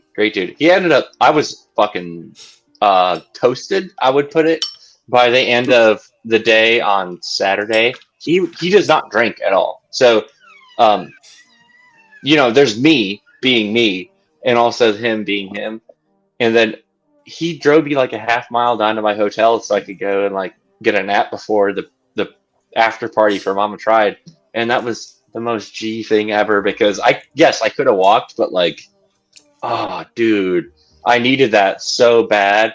He helped me out. He helped me out a ton there. I think he also drives a Ram Rebel. I could be wrong. It was definitely a Ram though. For certain, I'm pretty sure he drives a Ram Rebel. So Goon, you're not the only one in a Shade Tree Army. Freaking never once made that my claim to fame. Never once. Yeah, no. You made that claim to fame that you were the only one.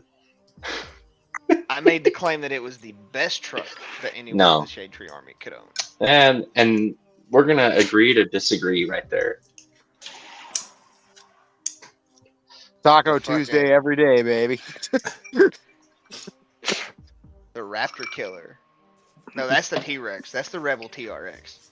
Yeah, I was gonna say that's not the Rebel itself is not. I don't know if I would consider that a Raptor Killer, but a TRX. Yeah, we're getting into Raptor Killer territory. It's a freaking it's a hell truck. Like yeah, of course. I'm just gonna say they should not be labeling any of the new electric trucks after real trucks that once existed. No, I agree. No, but then again, the Lightning kind of makes sense. No, I actually saw a video it yesterday of a does. Lightning broke. It's too late. You used it on the fastest truck already, and now you're gonna try to revive it just because you're running it off of a battery. But it is a fast truck. Electric is fast though. That's the thing, and I think that's what that's what they want you to feel and believe. I think they nailed it with that truck particularly, but like the Silverado EV, I do not like, and I am a Chevy guy. I'm a GM guy. I'm nervous for Rams. I'm real nervous for Rams electric. I need them. I need them to like make a normal looking truck. Like I don't need to live in Japanese future to drive an electric pickup truck. I want like Ford nailed it. They're like, yep, this is our truck. We're gonna add a light to the front bar, to the like underneath the Ford logo or whatever the fuck it is in the grill. It's our EV. Chevy's like, we contacted like and made our truck big and buff and electric. But they didn't need to do that. They could make fucking square bodies, and me and many people would be like, yeah. I'll be honest. If Ford, when they rebrought the Bronco, if they just brought back like the early '80s model, yeah, I would have sold straight out the gate. Mm. I'm gonna voice an unpopular opinion, but all right, bring it. The whole premise of electric vehicles was meant to be a vehicle that weighed less than 1,000 pounds and took up half of a car space. Yeah. And the whole idea of having a 2-ton car that's electric is not not eco at all, because you've literally just shit yourself away anything economical or eco-friendly that you could have done. Yeah, and I don't disagree with that. I think they're very much like still figuring that out. The rule book is changing probably, I was going to say every year, but like every few months, like the new expectation of what EVs are. So yeah, I do not disagree with that one bit. But also recognizing like these brands are taking a big leap of faith trying to put out these models. So I get it, but they're not even eco-friendly. The batteries themselves are pretty questionable in terms of like long-term environmental safety friendliness kind of deal. I can't disagree that remember they're the taking a leap of original. faith. I think what they're really trying to do is try to get the sales on them to a certain point so they don't have to sell their fucking credits to Elon Musk every year. Yep. Mm. Also that's that. That's what it really comes down to. But So, and Juice, I I get got where Rainey was coming from. Yeah. On What's going on, Blake? Yeah, we gotta introduce Bleak. yeah, Hey, my bad. Bleak, Hey, how's it what's going, the brother? whole time. Hey, everybody. fresh from Wisconsin. Oh, yeah, I got a video coming out tomorrow that's probably too long, but I had the most amazing time. I didn't know when I went to Wisconsin with my best friend to pick up a motorcycle that we were going to stumble across like the world's largest motorcycle graveyard. And I got a chance to romp through a field. I know some of our personalities here were at really cool motorcycle shows, but I got to romp through a field in the snow and ice looking at bikes that have been dead for 20, 40 years. And then I got to go into some sheds, some Texas chainsaw sheds. And, oh man, the stuff I uncovered in those was just out of this world. So that video is coming tomorrow. Yep. Hell yeah. Dude, the Midwest is honestly, there are so many bikes that people want that are just living in a barn or a shed or a garage covered in dust, covered in shit they shouldn't be covered in. But they are out there, and the fuck you, Rowdy. What are you doing? I'm sorry. You caught my train of thought. But you can find like I don't want to out you like what you or your friend paid for that Kawasaki Voyager, but I bet you it was probably like considerably cheap because that exists in the Midwest where people are like, yeah, my husband died 5 years ago and this bike has been sitting in the barn forever, or I just don't ride this thing anymore. And it's still a perfect bike that has just been sitting and collecting dust. You know what it had in the back top box? Yep. All the manuals and Playboy. service records, mint condition. Yep. Yeah, it sure Like fucking we did, just didn't it? Got it from the library. You know, the book was crisp. Hey, Phil. What's up, Oh, man? we got XAN Biker. It's not Zan. He made that very fucking clear, by the way. In the chat. It's XAN. Biker. How y'all doing? Good. You're a little quiet, brother. So, Justin, I got a question for you. Yep. You were at the Mama Tried, and they had the Yep. bike that they said was the first bike to make it from Across tip of Georgia. South America up to America. Yeah, the Pan America. Did they have a year on that one? Oh, the Pan America they did too, but they also had this old chopper that went like around the world through Russia. Also, yeah. I'm sorry. XAN, you're a little bit quiet, but also to rain. I don't know what model year that bike was, but I would suspect that was a 2021. And it was on the floor dirty. Like they did not do anything to that bike. It had all the knickknacks and trinkets that like when he traveled with that bike, they put it on the floor meant to look like you just brought it off of the fucking ride. Not like anything else that was around there except for the bike that was that did the long way around. The chopper that did the long way around. Like, yeah. Oh, the traveling chopper guy? First traveling chopper. He's the wicked first cool. Pan American to make it all the way from South America to America was on the long way up.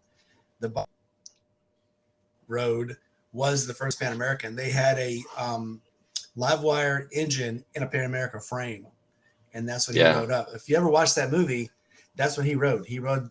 It was a Pan America with a live wire engine in it and a live wire battery source. Toxic Arius, the guy we met up with in at Mama Tried, he just hopped in the chat and said that there was not a year listed on that Pan America, but he has a picture to prove that. So again, feeding into the idea, it's probably a 2020, 2021. That initial, I wouldn't even be surprised if Harley probably was like, hey, we're going to release this bike. And he was like, hey, I want to go from the actual fucking, like, I want to do Pan America. And they're like, sure, here's a bike. We haven't really modeled it yet. So it's likely 2021 now. And they were working on, though, when they did the Long Way Up. And that's the bike they Yeah. put that, because they didn't think, if you look at those bikes that they took up, that Charlie Borman and Ewan McGregor took up, they're not really live wires. If you look at the bikes, they actually are in the harder, stiffer Pan America frames. No shit. Just So yeah, take a better look at them. I haven't. I was gonna say I've not actually watched that documentary. It's on my to watch that, but that is really really interesting because I think that frame could be a good platform for an EV bike, but the fact they put the RevMax motor in it, like that makes more sense than trying to do out in the middle of fucking nowhere. How do you charge a goddamn EV bike? Knowing how long they had a diesel trailer following it. Yeah, like diesel trailer with a generator on it. We're gonna charge the bike for 4 days now. Like, okay, okay. That was the test platform. Ewan McGregor had number 1. Charlie Borman had number 2. Yeah. The very first 2 they made. And on the way up, they did 3 or 4 different complete resolutions of the bike. The first one is as soon as they got down into Patagonia, they realized that the charging system wouldn't work. And they had to actually send 4 or 5 technicians to Patagonia before they even started the ride to change out the power systems and the charging systems. Changes, because one of the things they realized was, okay, it's going to be 20 degrees. Batteries don't operate very well if that's your primary source of power. You can get cranking amps and then they're gone. If you run the battery the whole time, you're kind of SOL. Anybody who's been worked outside and had to work with a flashlight, has figured that out, because you turn it on and 5 minutes later your batteries are dead. It's like, I just changed these. 5 minutes later they're dead, because the chemical process that happens in the battery stops happening. My prayer is to just eventual answer to all of our electrical needs is going to be like, you guys seen The Martian? A part where he digs up the big thing and he puts it in the rover with him, and he's like, fuck yeah, I'm warm now. There's another thing that he dies. It's piezoelectric. The fucking you put the little buttons that make your alarm clock work. They go hot and cold on coffee warmers that warm you up. If they're cold on one side and hot on the other, they actually generate electricity. Piezoelectric thermal generation. I think that when we put those 2 things together, we're gonna have unlimited power forever. We just gotta figure it out. It's a long way off, but figure it out. Yeah, because it's super low wattage, isn't it? It is, but when you put enough of them together and you add, like, you toss in super caps and shit like that, get the wattage up. If you look up there's this thing, it's called the Joule Thief. That's this thing that people use to charge a cell phone from like AA batteries. Basically, suck the last bit of power out, and it's a combination of capacitors really that kind of makes it work. Anyway, I think that's neat. Like that. There's already enough technology to solve all of our energy needs. However, just like I'm sure everybody's heard about, diamonds are actually worthless. Diamonds were worthless up until about, was it 100 years ago? When one of these diamond manufacturers who owned a jewelry shop started pushing the idea of a diamond engagement ring. Before that, diamonds were just another pretty rock. I think diamonds and emeralds might have been on the same platform. But diamonds is one of the most plentiful precious rocks in the world. And they keep them in reserve because if they released all the ones they have, just like gold, if you released it, the market would crash. So they just keep making them and trying to keep the best, and then just releasing the best ones and holding the rest for last, and they crush them for industrial use. De Beers is the name of that cartel. De Beers, yeah. Yep. Have y'all seen the movie Heat? Oh yeah. Oh yeah. That's based on a true story and the thief in question stole diamond-studded drill bits.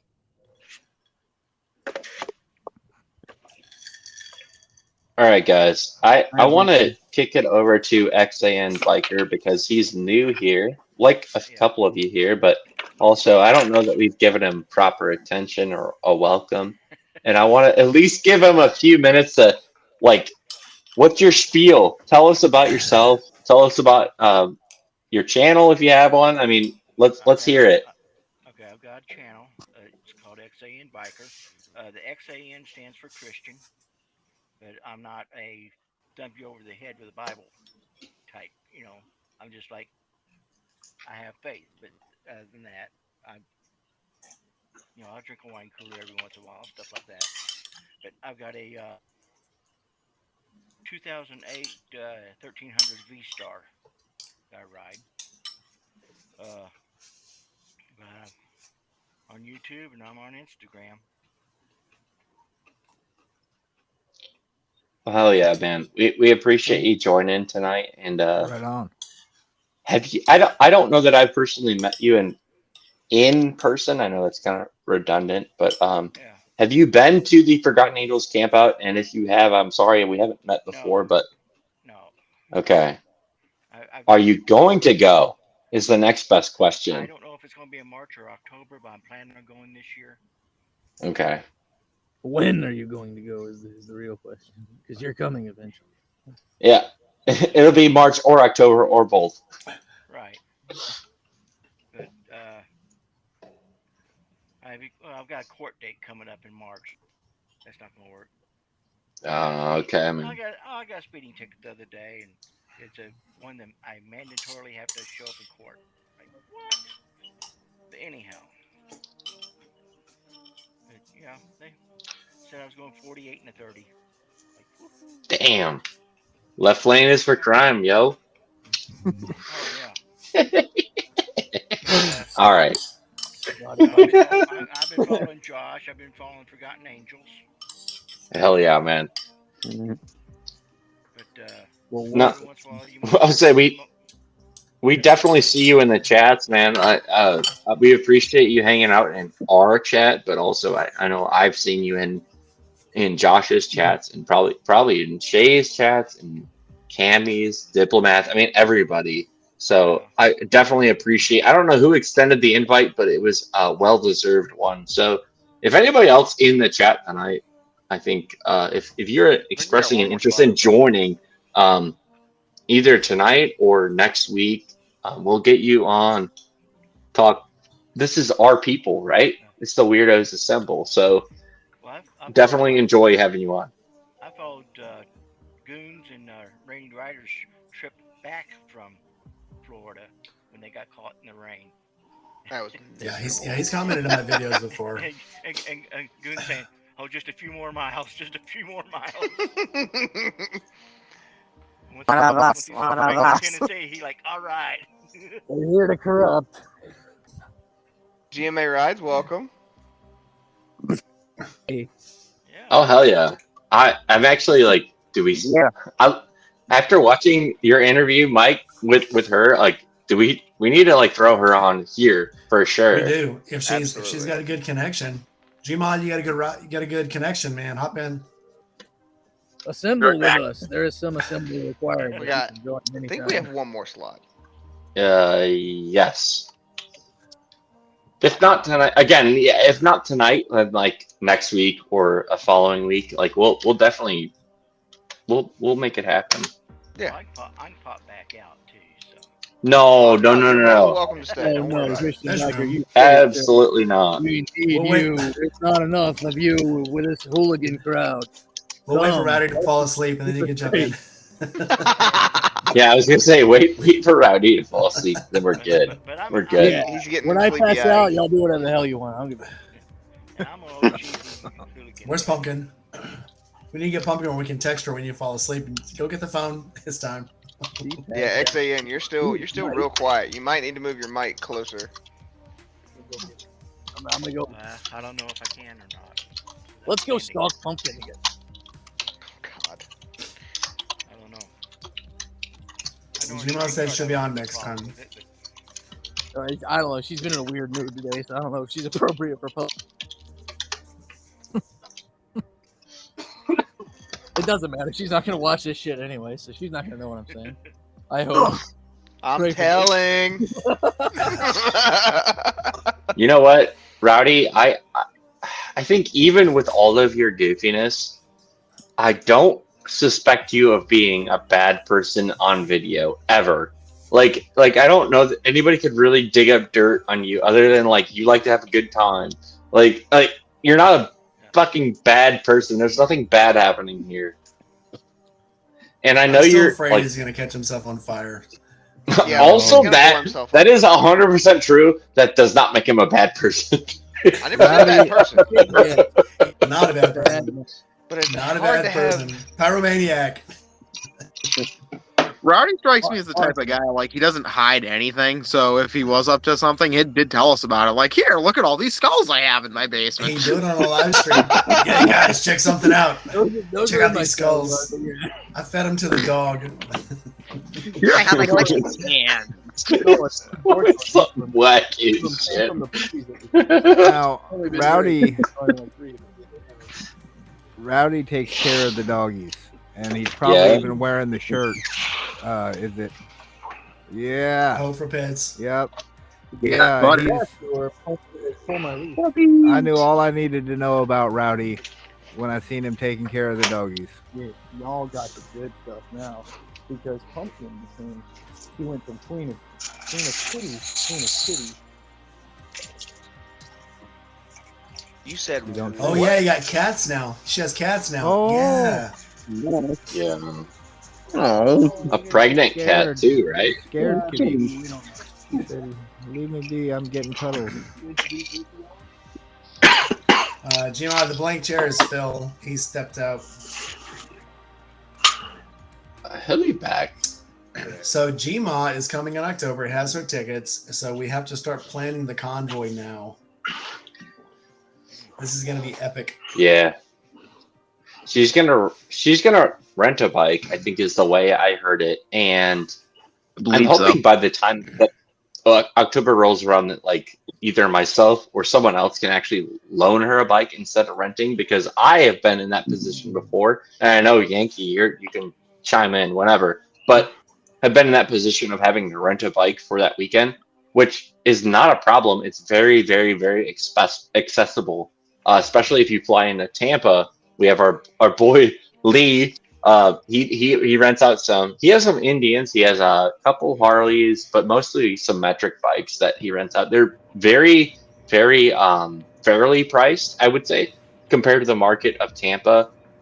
But knowing our crew and knowing how many people bring bikes or in the area have bikes, like my intent personally is to be able to bring 2 bikes to camp out at least every time I go, just for the purpose of, I know some people want to fly in and they don't want to spend the money on a bike, but I always want to have people that can, even if it's just a trip to Wawa, to be able to ride with us and go hang out, because that's the whole fun of it. It's like summer camp for our group, right? It's twice a year we have summer camp. The breakfast trips Yeah. are the funnest trips for me. Yep. Yeah, I 100%. do yeah. not like the rides through downtown Tampa. The breakfast trips. Oh, the ride through I downtown. would not do again. It wasn't downtown Tampa. It was the highway that was the disaster. No, so on I the don't way want to back, talk it about was that one. let's see, it was me, Rowdy, Yeah, Shaker, sorry, Kim. Diablo, and I can't remember who else was with us, but we were riding back from Burt's, and there was a wreck up on the. We didn't know at the time, but it was our guys.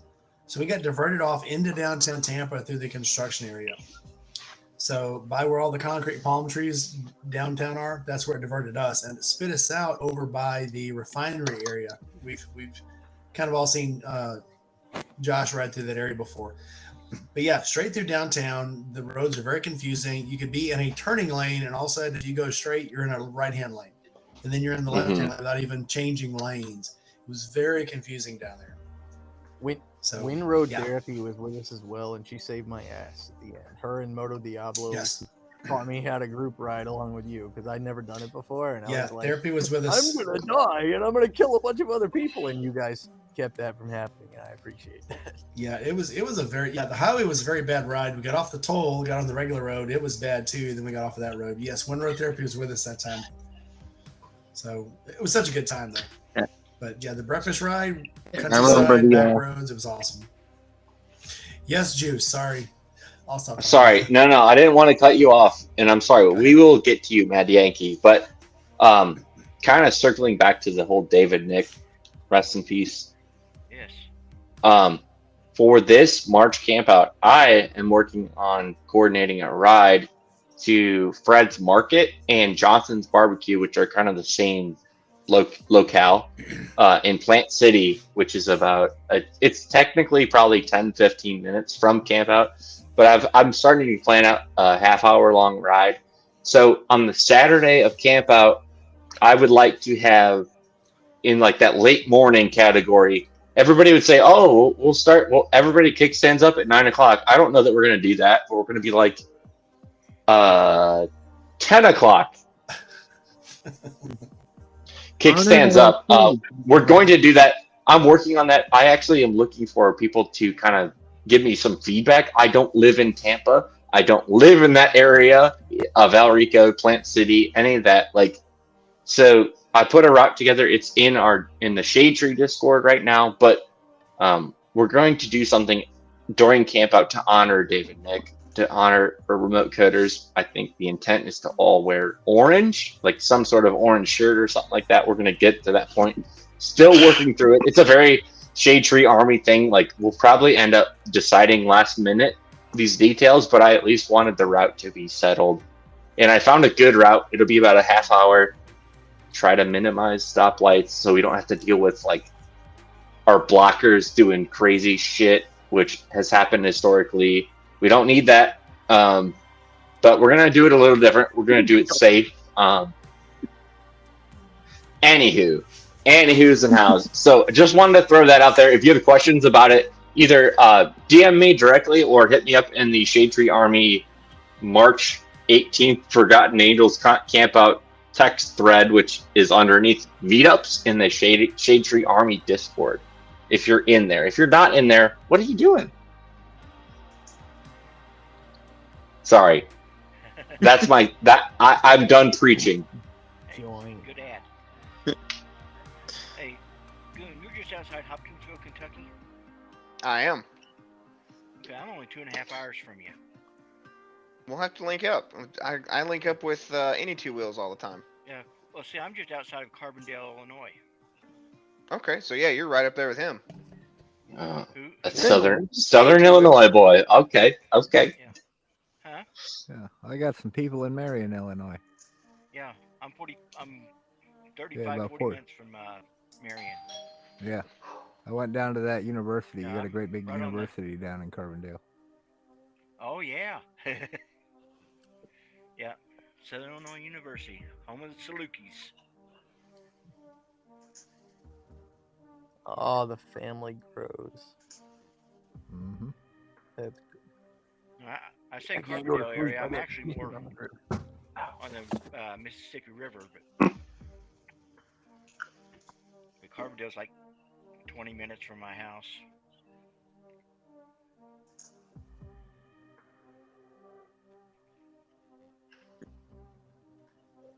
We're losing people. Man, Yeah, I just We wanted to gotta come visit stop with before you the guys video for a gets little deleted. bit. Oh, I'm sorry, Rowdy. We got to be careful. The video might get deleted if we go too long. Oh yeah, I just wanted to come say hi. I've been on the road all day. I left 4:30 this morning to head to Wisconsin and be there when this bike shop opened. But you guys invited me. I wanted to stop in, give my best, and I'll probably be around more next weekend. We love you, Bleak. Oh, I love you guys too. Y'all have a good night. take it easy, brother.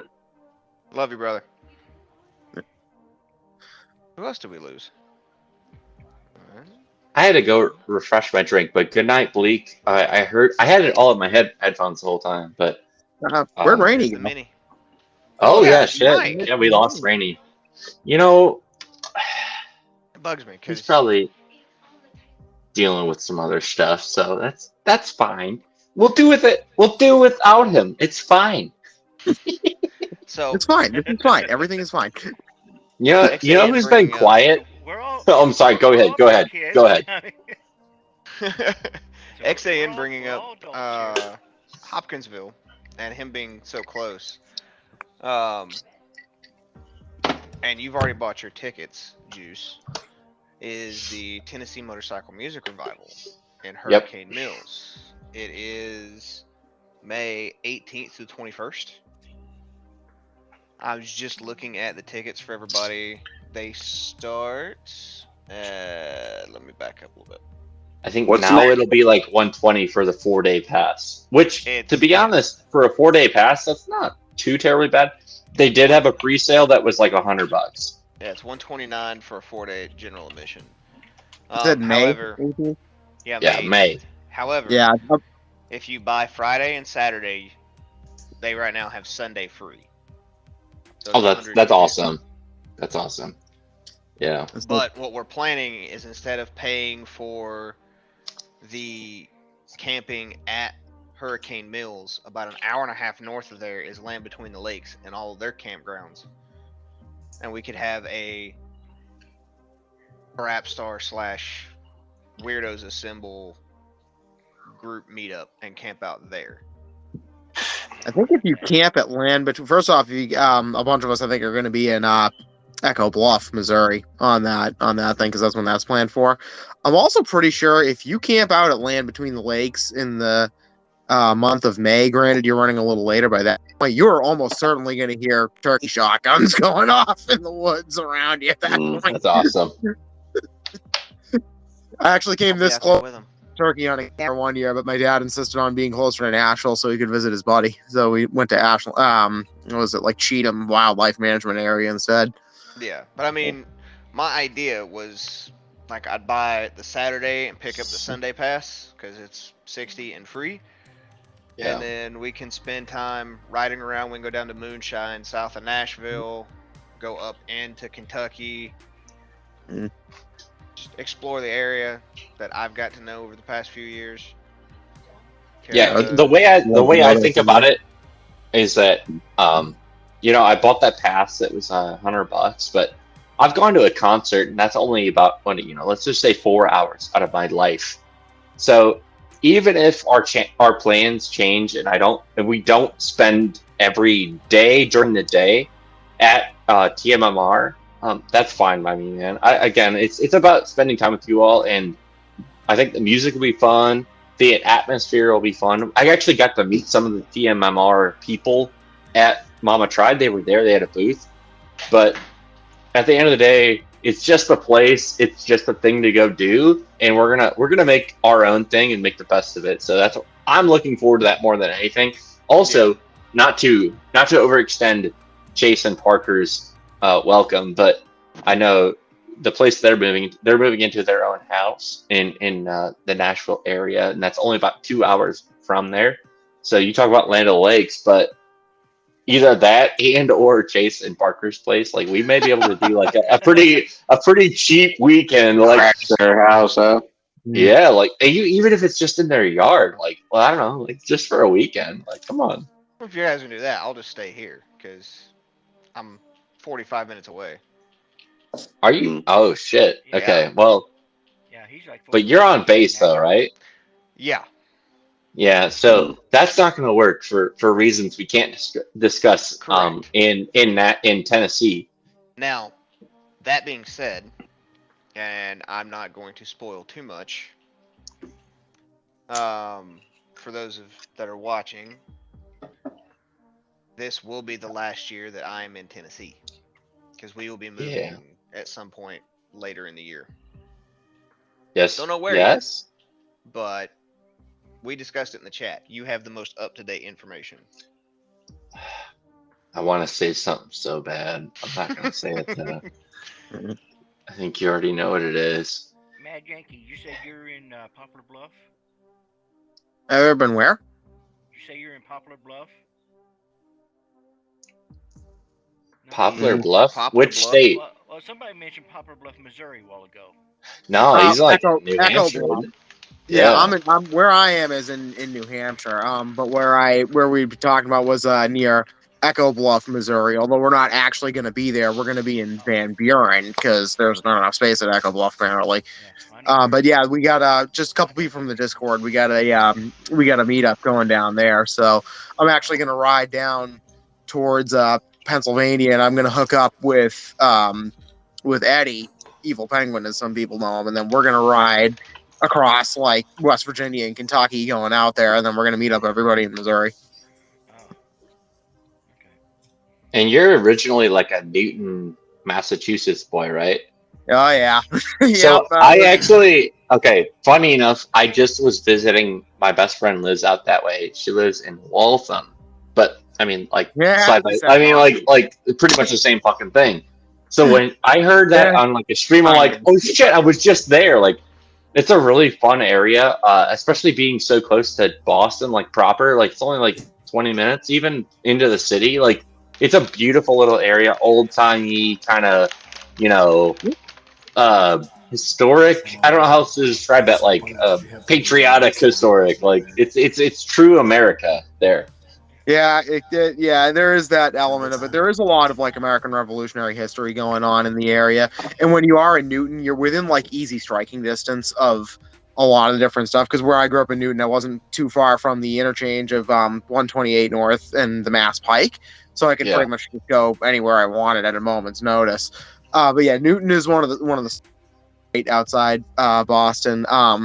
And yeah, we're in Massachusetts. We're famous for it, but we pronounce the proper way you pronounce towns' names is that you wouldn't possibly imagine by looking at the word. So it's not. If in case you're curious, it's not Waltham. It's Walthium. You're adding an I in there that doesn't exist.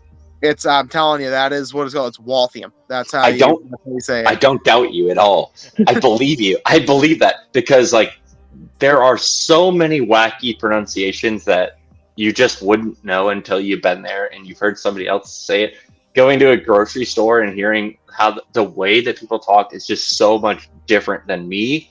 The way I talk from being from you know, a true Midwesterner and like, oh, I loved it so much. And I'm going to go back because I mean, my friend's still out there. So I'm just saying, like, I just recently was there and like I got to actually experience like Boston and Waltham and Newton, like that kind of area. It was really fun. Like it's a very multicultural, like not outside of Boston even. Like it's a really cool area. We went to this God, I don't even remember what it was. Some sort of Hispanic restaurant, but it wasn't Mexican. It was like Colombian or something like that, and it was so fucking good.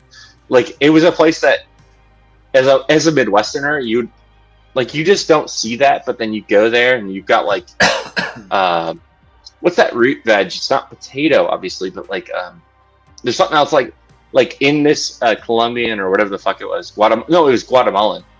Oh, were you eating a plantain? No. It was a different like root veg. Or like, yuca. Yuca, exactly. Yep, it was yuca. Okay. Like you wouldn't eat yuca as an appetizer anywhere else. But in yeah.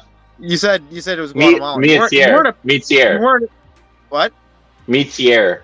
Oh, Meatier. Okay, because I was saying if you were at a place called Paisanos, you were right up the street from my old house. Yeah. Yep. But but no, there's a lot of different food and like restaurants around there, especially like the Cambridge area is famous for having like a whole bunch of different stuff. And then if you want like Italian or seafood, you go into Boston itself. The North End is famous for its Italian food, although there's a lot of other stuff in there now too. So yeah, it was cool. It was cool. Yep. Hey guys. Yeah, no. I got a jet. All right. I was just about to give you shit for being so quiet. So, yeah, get the fuck out of here. What are you doing? Oh, I'm sorry. No, I'm kidding. We love you, Phil. We love you, Phil. All right. Talk to y'all later, buddy. Yeah, we'll see you next week, brother. Yes, sir. See you, Phil. Later, man. Are you eating a Having salad? to dissect my fucking salad. Oh. Do you not see the What are you- giant piece of ham that I pulled out of this damn thing? I do see some ham on there, so that makes bigger me than happy my palm. Just don't get the two confused.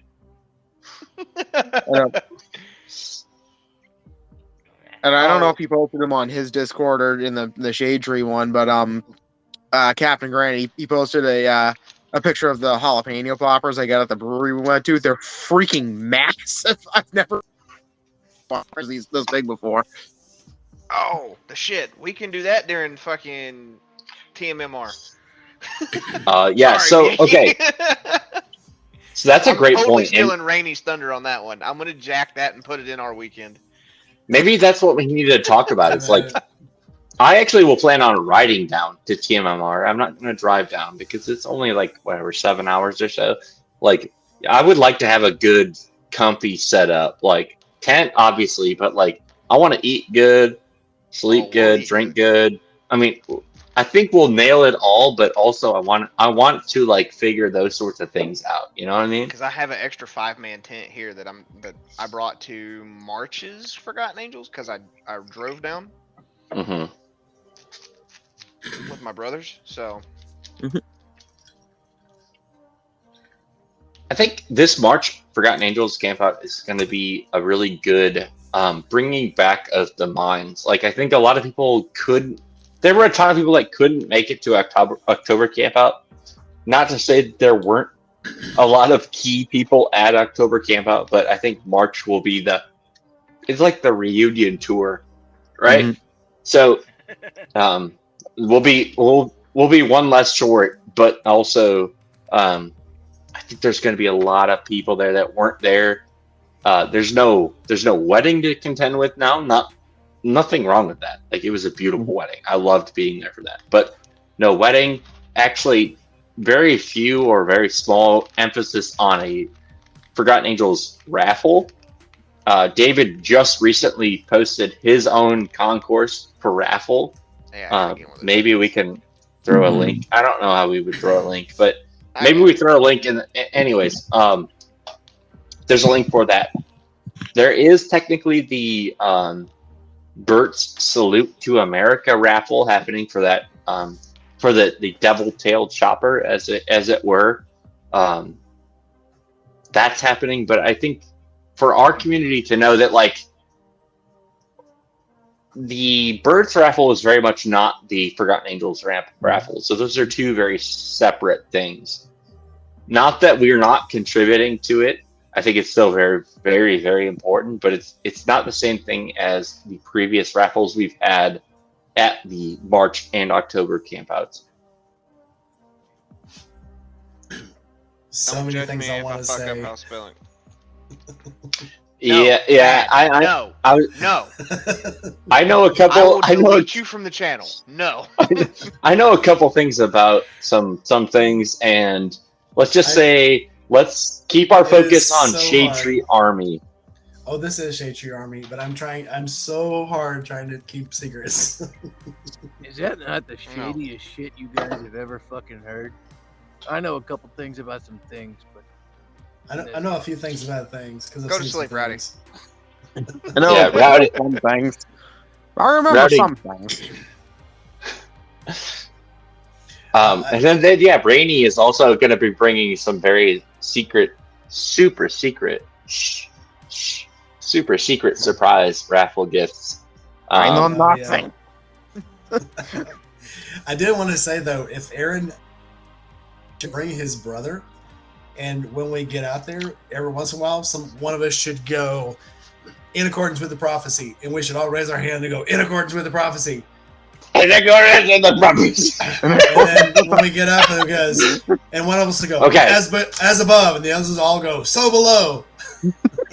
So for the uninitiated, Aaron, nothing at random. His brother thinks that the Shade Tree Army, the Weirdos Assemble, whatever you want to call us, he thinks that we're a cult. And if you think on it, you might think that for a second, but also recognize that, like, even if we're a cult for good.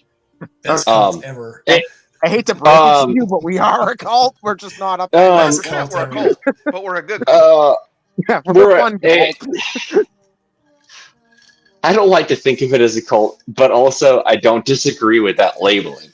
However, I think the way that his brother has interpreted it has been much more maligned. I would say, like, thinking of it is in a bad way, in that we're raising money for a bad purpose. But truly, I think the reason we're all a cult is because we all recognize the good potential, like our efforts actually doing something good, rather than like this is even like a televangelical, right? And I'm sorry, I don't mean to get too religious, but there's no ill will, No, right? Like nobody's sticking it in their pockets. yeah, exactly. Like you show up there, you could see exactly where that money goes, rather than like buying private jets and whatever the fuck happens in some other religious organizations or cult, Do you guys know as where it the term were. mafia comes from? What's that? You guys know where the term mafia comes from? It's Arabic. No. I think it means sanctuary, according to Mario Puzo, who wrote The Godfather. Now, he's not Arabic, obviously, so I could be very, very wrong. In fact, I'm pretty much always wrong. And so just go ahead and don't believe me. Don't listen to anything I have to say. Don't follow me. But the Shade Tree Army is a family. With all the... Yeah. It feels like a family, and especially, I think, myself included, but so many of us are people that have been through the Christianity ringer, as it were, to some varying extent. And not to say that Christianity is bad, because I know religion is important, and I respect the hell out of people that do that regularly. But that is not the emphasis or the importance of. We want to donate and commit ourselves to being a contributor to Forgotten Angels because we feel that it's good, not because of a textbook. Right. Well, a lot of people get and for some, it's a textbook. Yep. In XAN, I'll let you have the floor. Go ahead. Well, a lot of people get Christianity and religion confused. You know, those who persecuted Christ were religious. You know. Yeah. Christianity wasn't religious when it started out at all. It was the Pharisees and the Sadducees and that persecuted Christ, and you know. So yeah. So organized religion is one thing, but your faith is not. You know, your faith is totally separate than. Right. It's the people that, well, back where I'm from, they're called Bible thumpers. The one that'll over the head with a Bible. Those are the ones that give Christianity generally a bad name.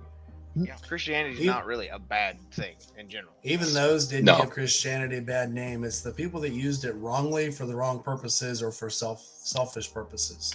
Yeah. Or who abused their position of a very, very horrible, which happened around here a lot, unfortunately. Yeah, the same thing that gives religion a bad name gives these charities a bad name. You find a really good one that will give everything, but then you have some like this Wounded Warrior Project that you find out literally is giving nothing to the Wounded Warriors. Just like the what was the one that Sally Struthers did, the Feed the Children, and the other one was one of the other feed process. You find out that the children are only getting like 2 cents on the dollar of the food. The rest is going to all of their board members who literally are making $10 million a year. These kids aren't getting anything. But that's what makes some of these charities look bad. So, and again, you know, the only way you can disprove it, like I was telling Road Warrior earlier, the only way to disprove it is to keep doing what you're doing it the right way, and letting it the right way, and that will change minds. That's the only thing that'll change minds. Yeah, I think that's a great point. You mean we're known by our fruit? What? Yes, sir. That's bananas. Some of us. It's a great point. So if you've been to Forgotten Angels, you know that money is not going to It's not padding anybody's pockets. It is truly like you are funding the fucking operation of that and the expansion of that. So most of us only know the men's property. That's where Forgotten Angels has been based. But they have an entire different property for a future expansion. I won't even say more than that. Because I don't know the details of it. There is another property, but just knowing that like it's not going in David and Cindy Tyler's pocket. You could be welcomed into their fucking house. I've had conversations with them for like a half goddamn hour. David Tyler is one of my favorite people to listen to. Tell a story. Oh my god! Like, but you will spend time and you will recognize that like the money that you donate or anybody donates, it's not being filtered down. It is being given to the boys and hopefully future women that will benefit from the organization. And I will. Nobody else, literally nobody else. If you go, you could attest to that. And I would challenge anybody who says that it's a quote unquote scam. Show up. Well, look how long David's been doing this. As Go the ahead, treasurer buddy. of a charity, like I will tell you honestly, when you bless Forgotten Angels, you are blessing Cindy and David directly. You are alleviating their burden. You are giving them the ability to do the work that they are called to do, and that is better than any monetary value that can be attached to it. It provides peace for people that live in a world that's not peaceful. And so I am not speaking for them because I can't, but I can tell you that's my perspective with our, me and Emily do. When people come to us, when they provide for us, when they love on those that we're called to love, we feel it. We feel it so much, and we're so grateful for it. And I know I strongly believe that there's a good chance that David and Cindy would say the same thing if they were on this channel right now. Mm-hmm. Up until Weems did his thing, this was literally covered to be on the social ladder top rung. I mean, he swung with some high people, and he used his funds, his money, and gave a lot of that up to go down and do this Forgotten Angels charity. So Forgotten Angels was started literally with, their funds and started, and he only got funds from this state, from different donors and stuff. Can you imagine spending all of your waking hours begging people for money? And then all of a sudden Weems comes along and they do this raffle. The next thing you know, Shade Tree's like, I'm too. So it seems like they're raising a lot of money, but this is literally money that they were begging and scrimping for just not even 2 years ago. A year and a half ago. Yeah. I remember before the last a little over 2 years ago. So it was last October camp out was when everything really started to change. And then they weren't making the money hand over fist, but like Rowdy says, it alleviated a lot of their burdens. All of a sudden have people that cared and were helping around the campground and was coming out to clean up the property and was helping donate more money. So this has been nothing but a blessing, but it's not something that they just decided to start this charity 2 years ago and all of a sudden had money. He's been running this charity for years with his own money. And Rainey, honestly, I'm glad that you brought up Shade Tree. I'm glad that you brought up Weems, because the work that they do is just as important. They are creating something beautiful. They are creating a community. They're both creating communities and products in their own way, and that is commendable as fuck. And yeah, it's capitalist. It is what it is. But at the same time, there's not enough people in the world doing that. There's a lot of people that can sit around and bitch about it. But to those people, where are your videos? And I am not somebody that has any kind of authority to say this, because my channel, my everything it's just silly. It's just something I do because I'm stupid. But they have done something amazing, and hats off. And I know that all of you, all of you right here, this is a community that is so freaking cool. There's nothing. It's more than a community creators. than It's a community. It's a sub-community inside the Brapstar community. This is just a way for us to hang out between campouts. and between meetups that we've organized, like the one that we're going to do for TMMR, or Echo Bluff, or what was the other one? Well, Rainey did the Jack Daniels tour last year. Yeah. This whole concept of Weirdos Assemble it started with just the core 8 of us, but it's grown. We've gained 2-3 more tonight. It's just to bring everybody together and make the community closer as a whole.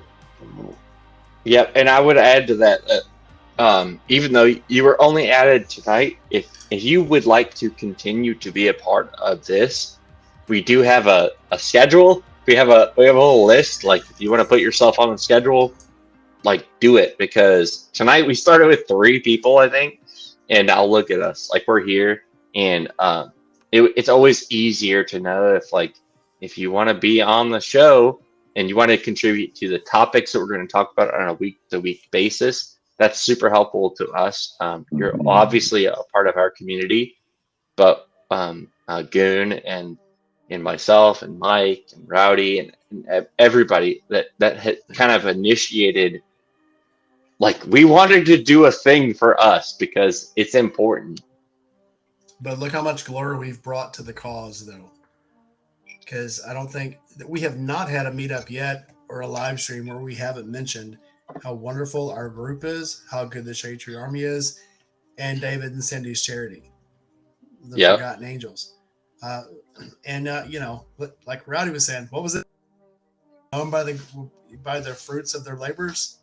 This is the fruits of our labors. We have brought a community together, and we're so tight. Like my wife says, we're family. We are a big family.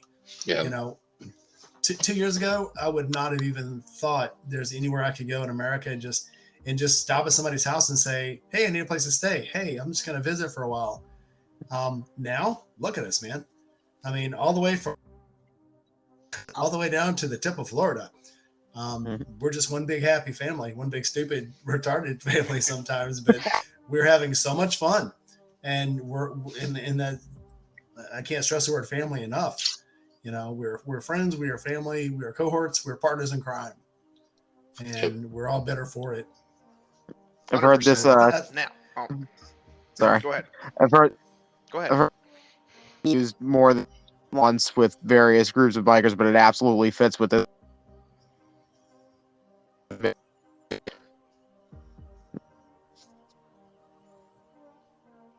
I'm sorry, I didn't. I'll say cut out. I couldn't hear what you said, but it sounded good, man. It started to bring it back. Bring it back. We're waiting for him to get his connection back. Oh, there he is. There we go. We can hear you. We cannot see you. At least what I was cannot. saying is that I've heard this term used more than once for various groups, but it absolutely applies to this group. Is that we are like the island of misfit toys. Bingo. Yep. Yeah, that's accurate. That feels pretty accurate. Like a bunch of weirdos. Exactly. Does anybody else's face hurt from smiling? I'm feeling it. Talking about Forgotten Angels, and I don't know why it's never dawned. At least it never dawned on me, and I feel kind of shitty for it. We should invite Dave and Cindy to be on the live stream one weekend. Sure, and I bet they would be more than glad to join. I think we should do it probably pretty close to Camp Out. They're admittedly like very busy people, and also people that probably don't stay up until 11:30 on a Saturday night. So if we got them on, I would say let's aim to have them on early in the night on a Saturday. I think that would be beautiful, because there are so many people that are either planning to or will want to come to Forgotten Angels in the future, that having them on and the word of mouth about that, if we can spread that, beautiful, because I've been there. I was that new person that came to Forgotten Angels Camp Out, and I was like, I don't understand what the fuck is going on. Yeah, okay, go. I was that way back in March. What if we do I'll talk to David or Cindy.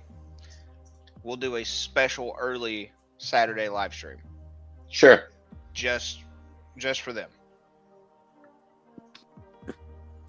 Yeah, I think if we did like a 7 o'clock or an 8 o'clock, I bet they would be on board with that.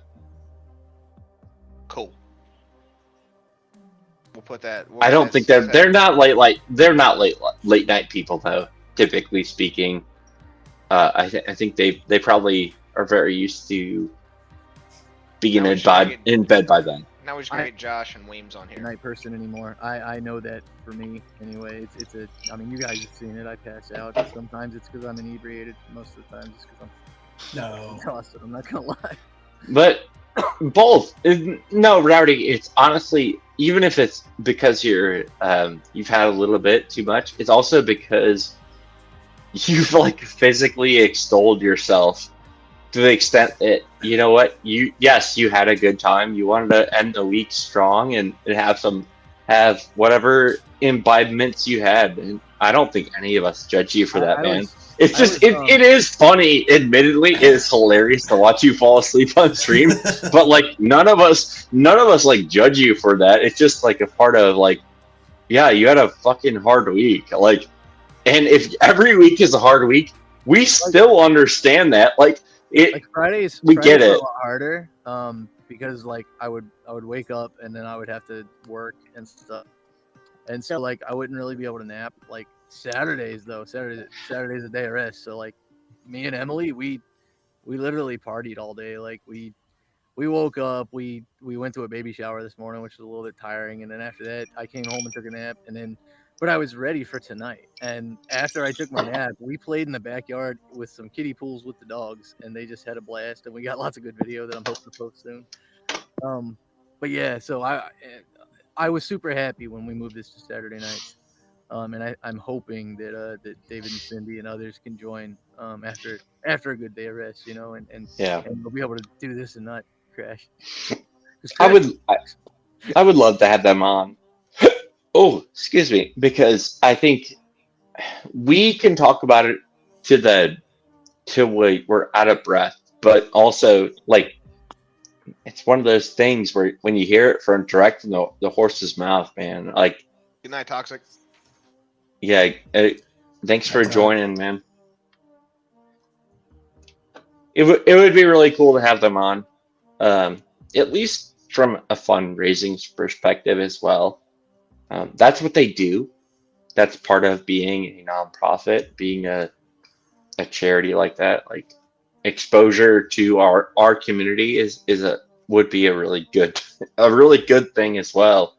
Because within our group we get it, but if we can share a way to expand that message, hell yeah. You making a nasty face at salad? I could have told you that before you ate the salad. No, it was fine up until that one bite. Something really bitter in that last bite.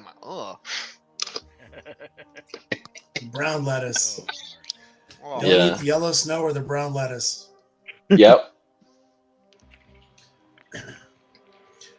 Somebody channel messaged me pictures and videos of the LA River. It's flooded. I Jennifer was Chanuth, reading about that. Jennifer Chanuth, one of the off-road riders that I've been trying to get on the channel. Yeah, it's flooded out. You stress me out, Rowdy. Let's try to ignore him. Rowdy, what are you doing?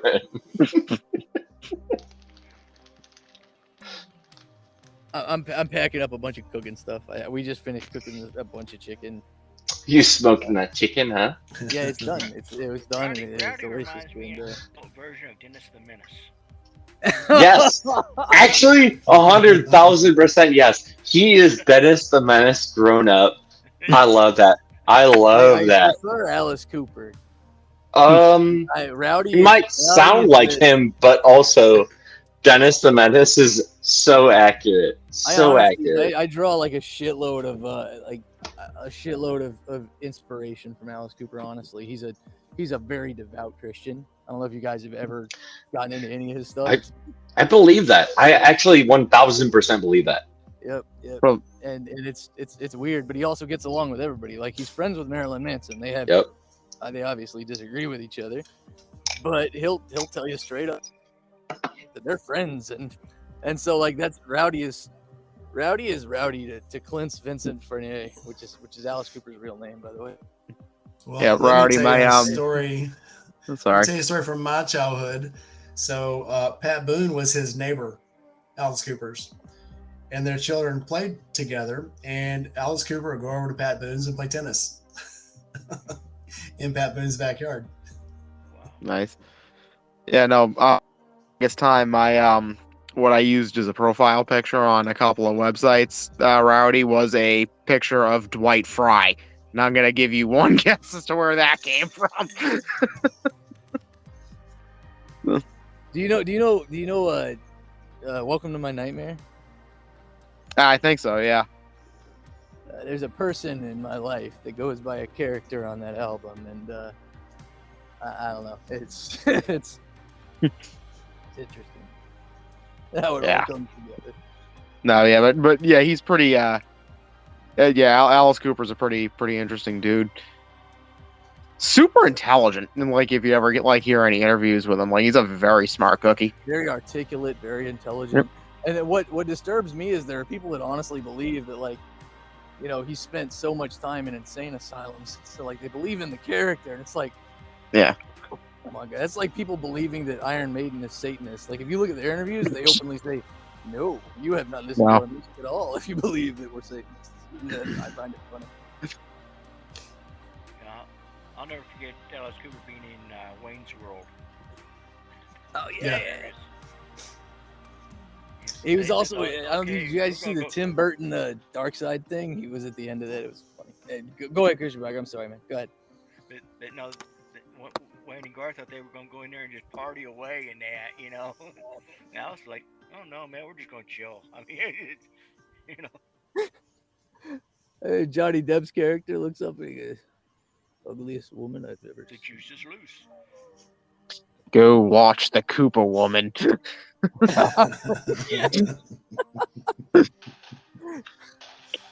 They're all very close friends. I don't know if you guys know that. Have y'all ever heard of Hollywood Vampires? It's a band that Alice Cooper and Johnny Depp are in together. Yes, actually, okay. I was gonna say, like, it sounds vaguely familiar. I was listening the whole time. I had to go pee, but I didn't want you all to hear that, so I muted myself. But thank you. That's good. All about transparency. No, yeah, we will give you nothing but the truth. Yeah, Alice Cooper is like a really fucking rad guy.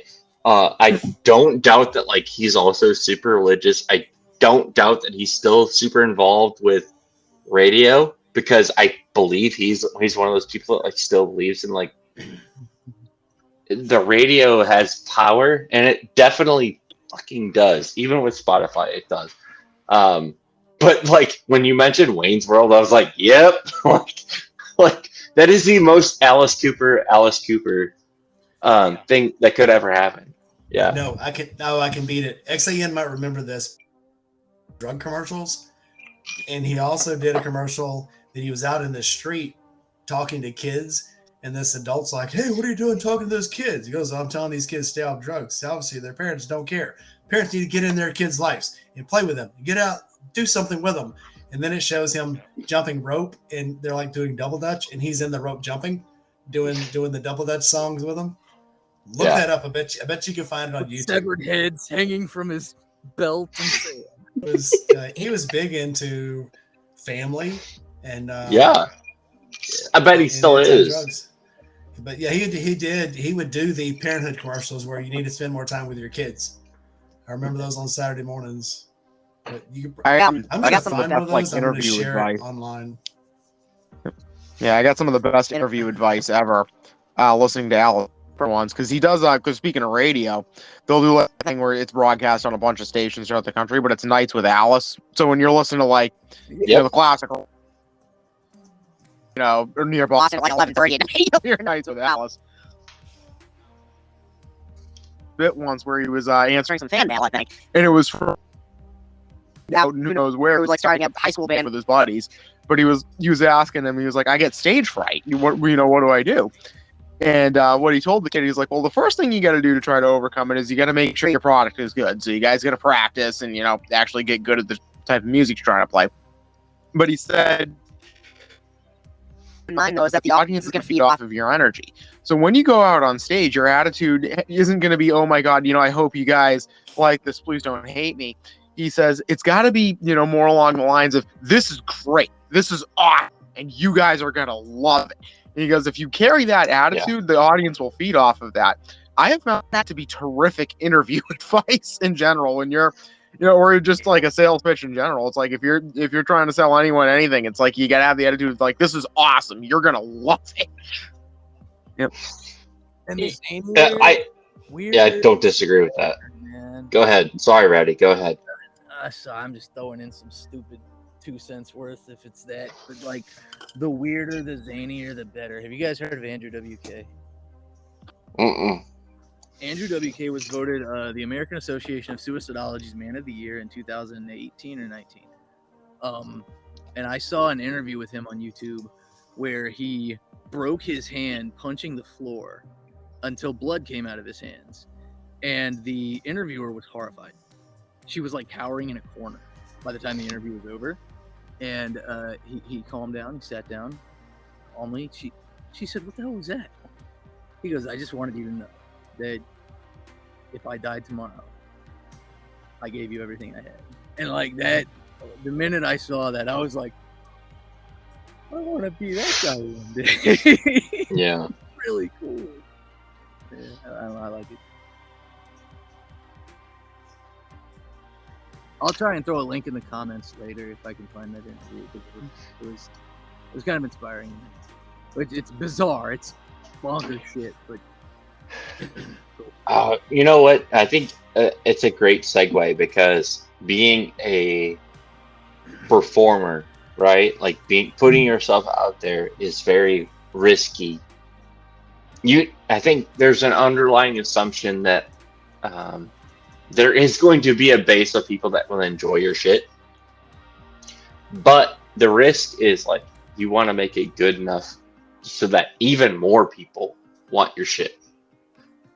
So, yeah, I mean, tying it back to Alice Cooper, it's like just being a wholesome individual and not like he didn't take the path of the Steven Tylers of the world or any of the other more popular air quotes people in the rock scene. I don't know, man. I respect the hell out of that, and just sticking to who you are, I think speaks to kind of our community as a whole. So, Alice Cooper, I salute you, even if I don't enjoy every song you've ever made. Right? I enjoyed them all. I did share the that commercial in the chat. I'm running off of 2 different computers, so I couldn't share it on this one, but it's there if one of you guys. It's like a 30-second family commercial. my laptop's gonna die again. Crap.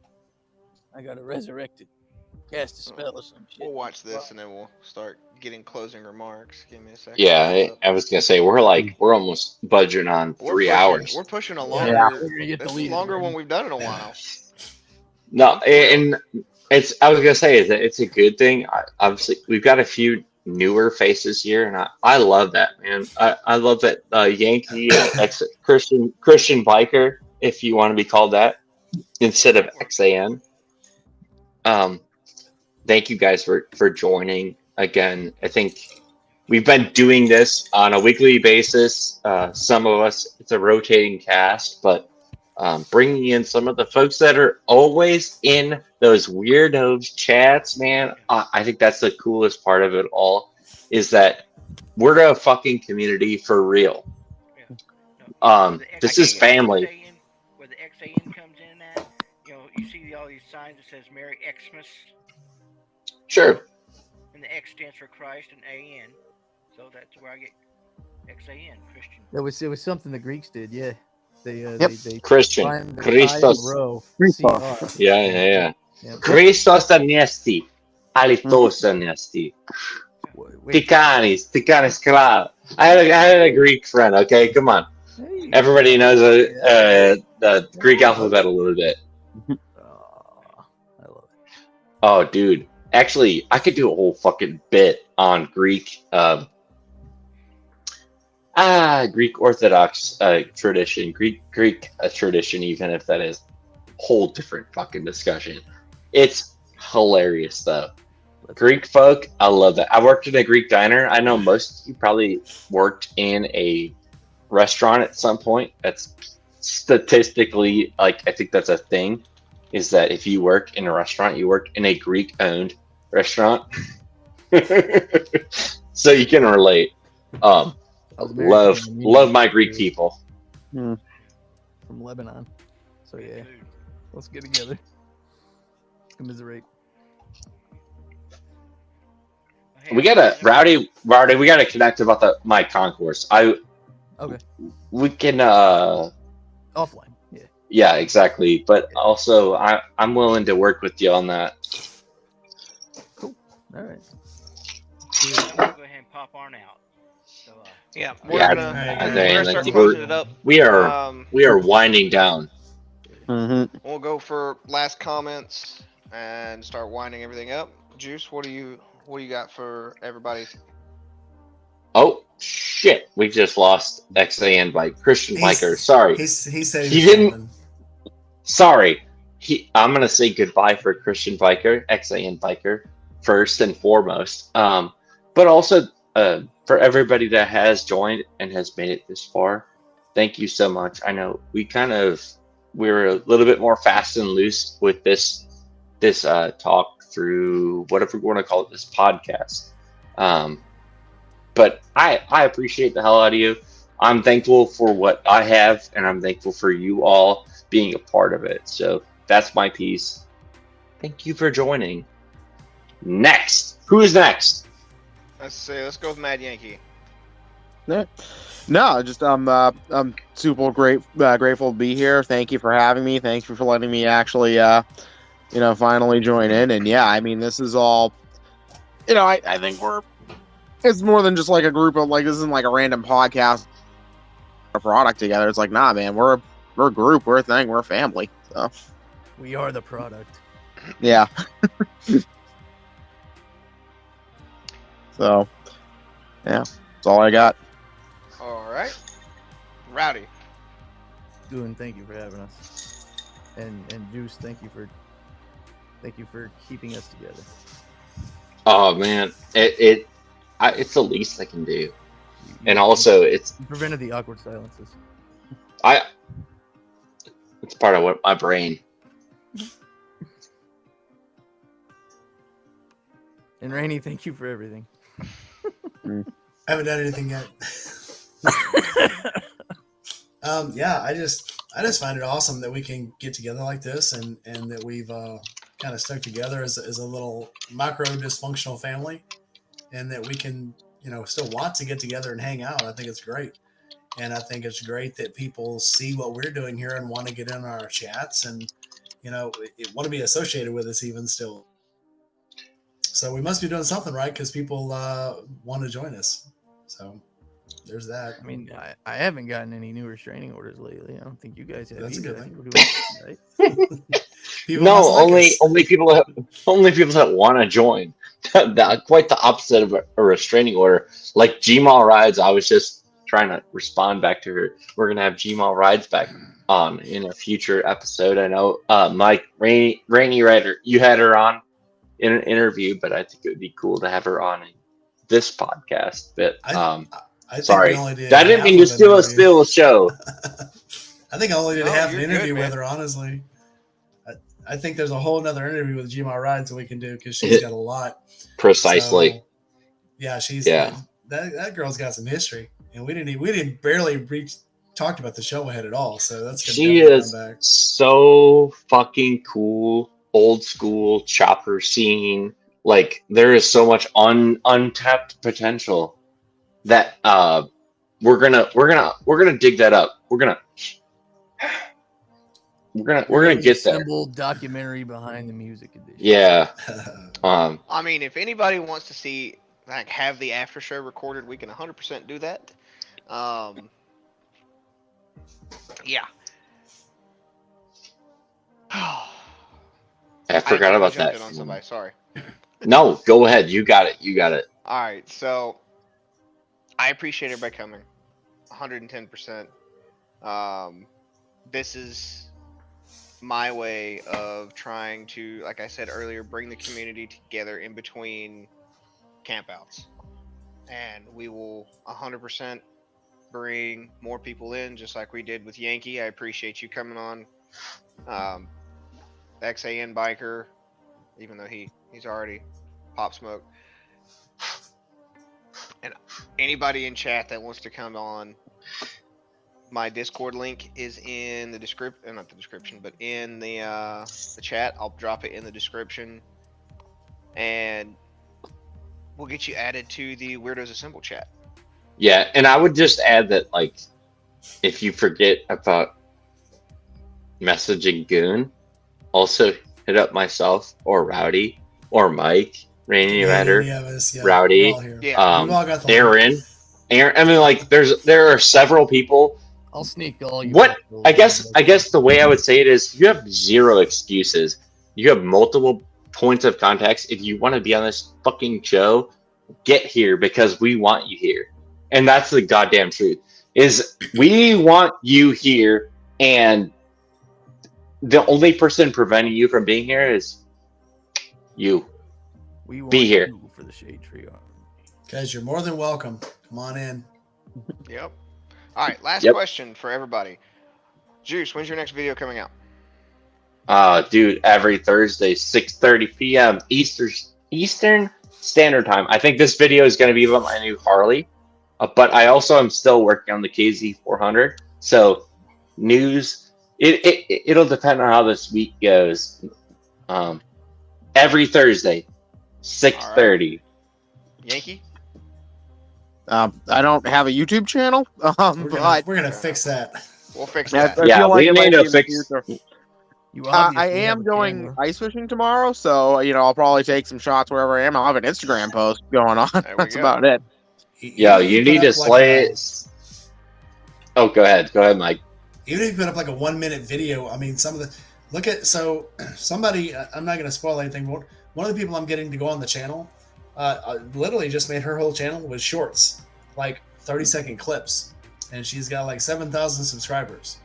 So she's just now starting to do a safari around. I think she's in Tanzania now. And she was like amazed that I wanted to get her on the channel. And she's like, well, I only have like a couple hundred people. Just like Nicole did that night with us. She's only got like a couple hundred followers. I'm like, you got 7,000 followers. You should look at your YouTube more. But All right. But also bring some freaking crappie down to camp out because it's crappie season. Yeah, all right. Rowdy, are you coming out with a video soon? If the vape doesn't kill me, good God. what's in that vape? What the hell? Did you change vapes with juice? Hey, that's allegedly. Allegedly. Mike, when's your next one come out? Tomorrow night, I've got an interview with Whiskey Chaser. Oh, nice. Hell yeah. So, yep. And then I have one, my first true ride of 2023 is coming out Monday at noon. It's not going to be a premiere. It's just going to be a drop. Okay. Hell yeah, man.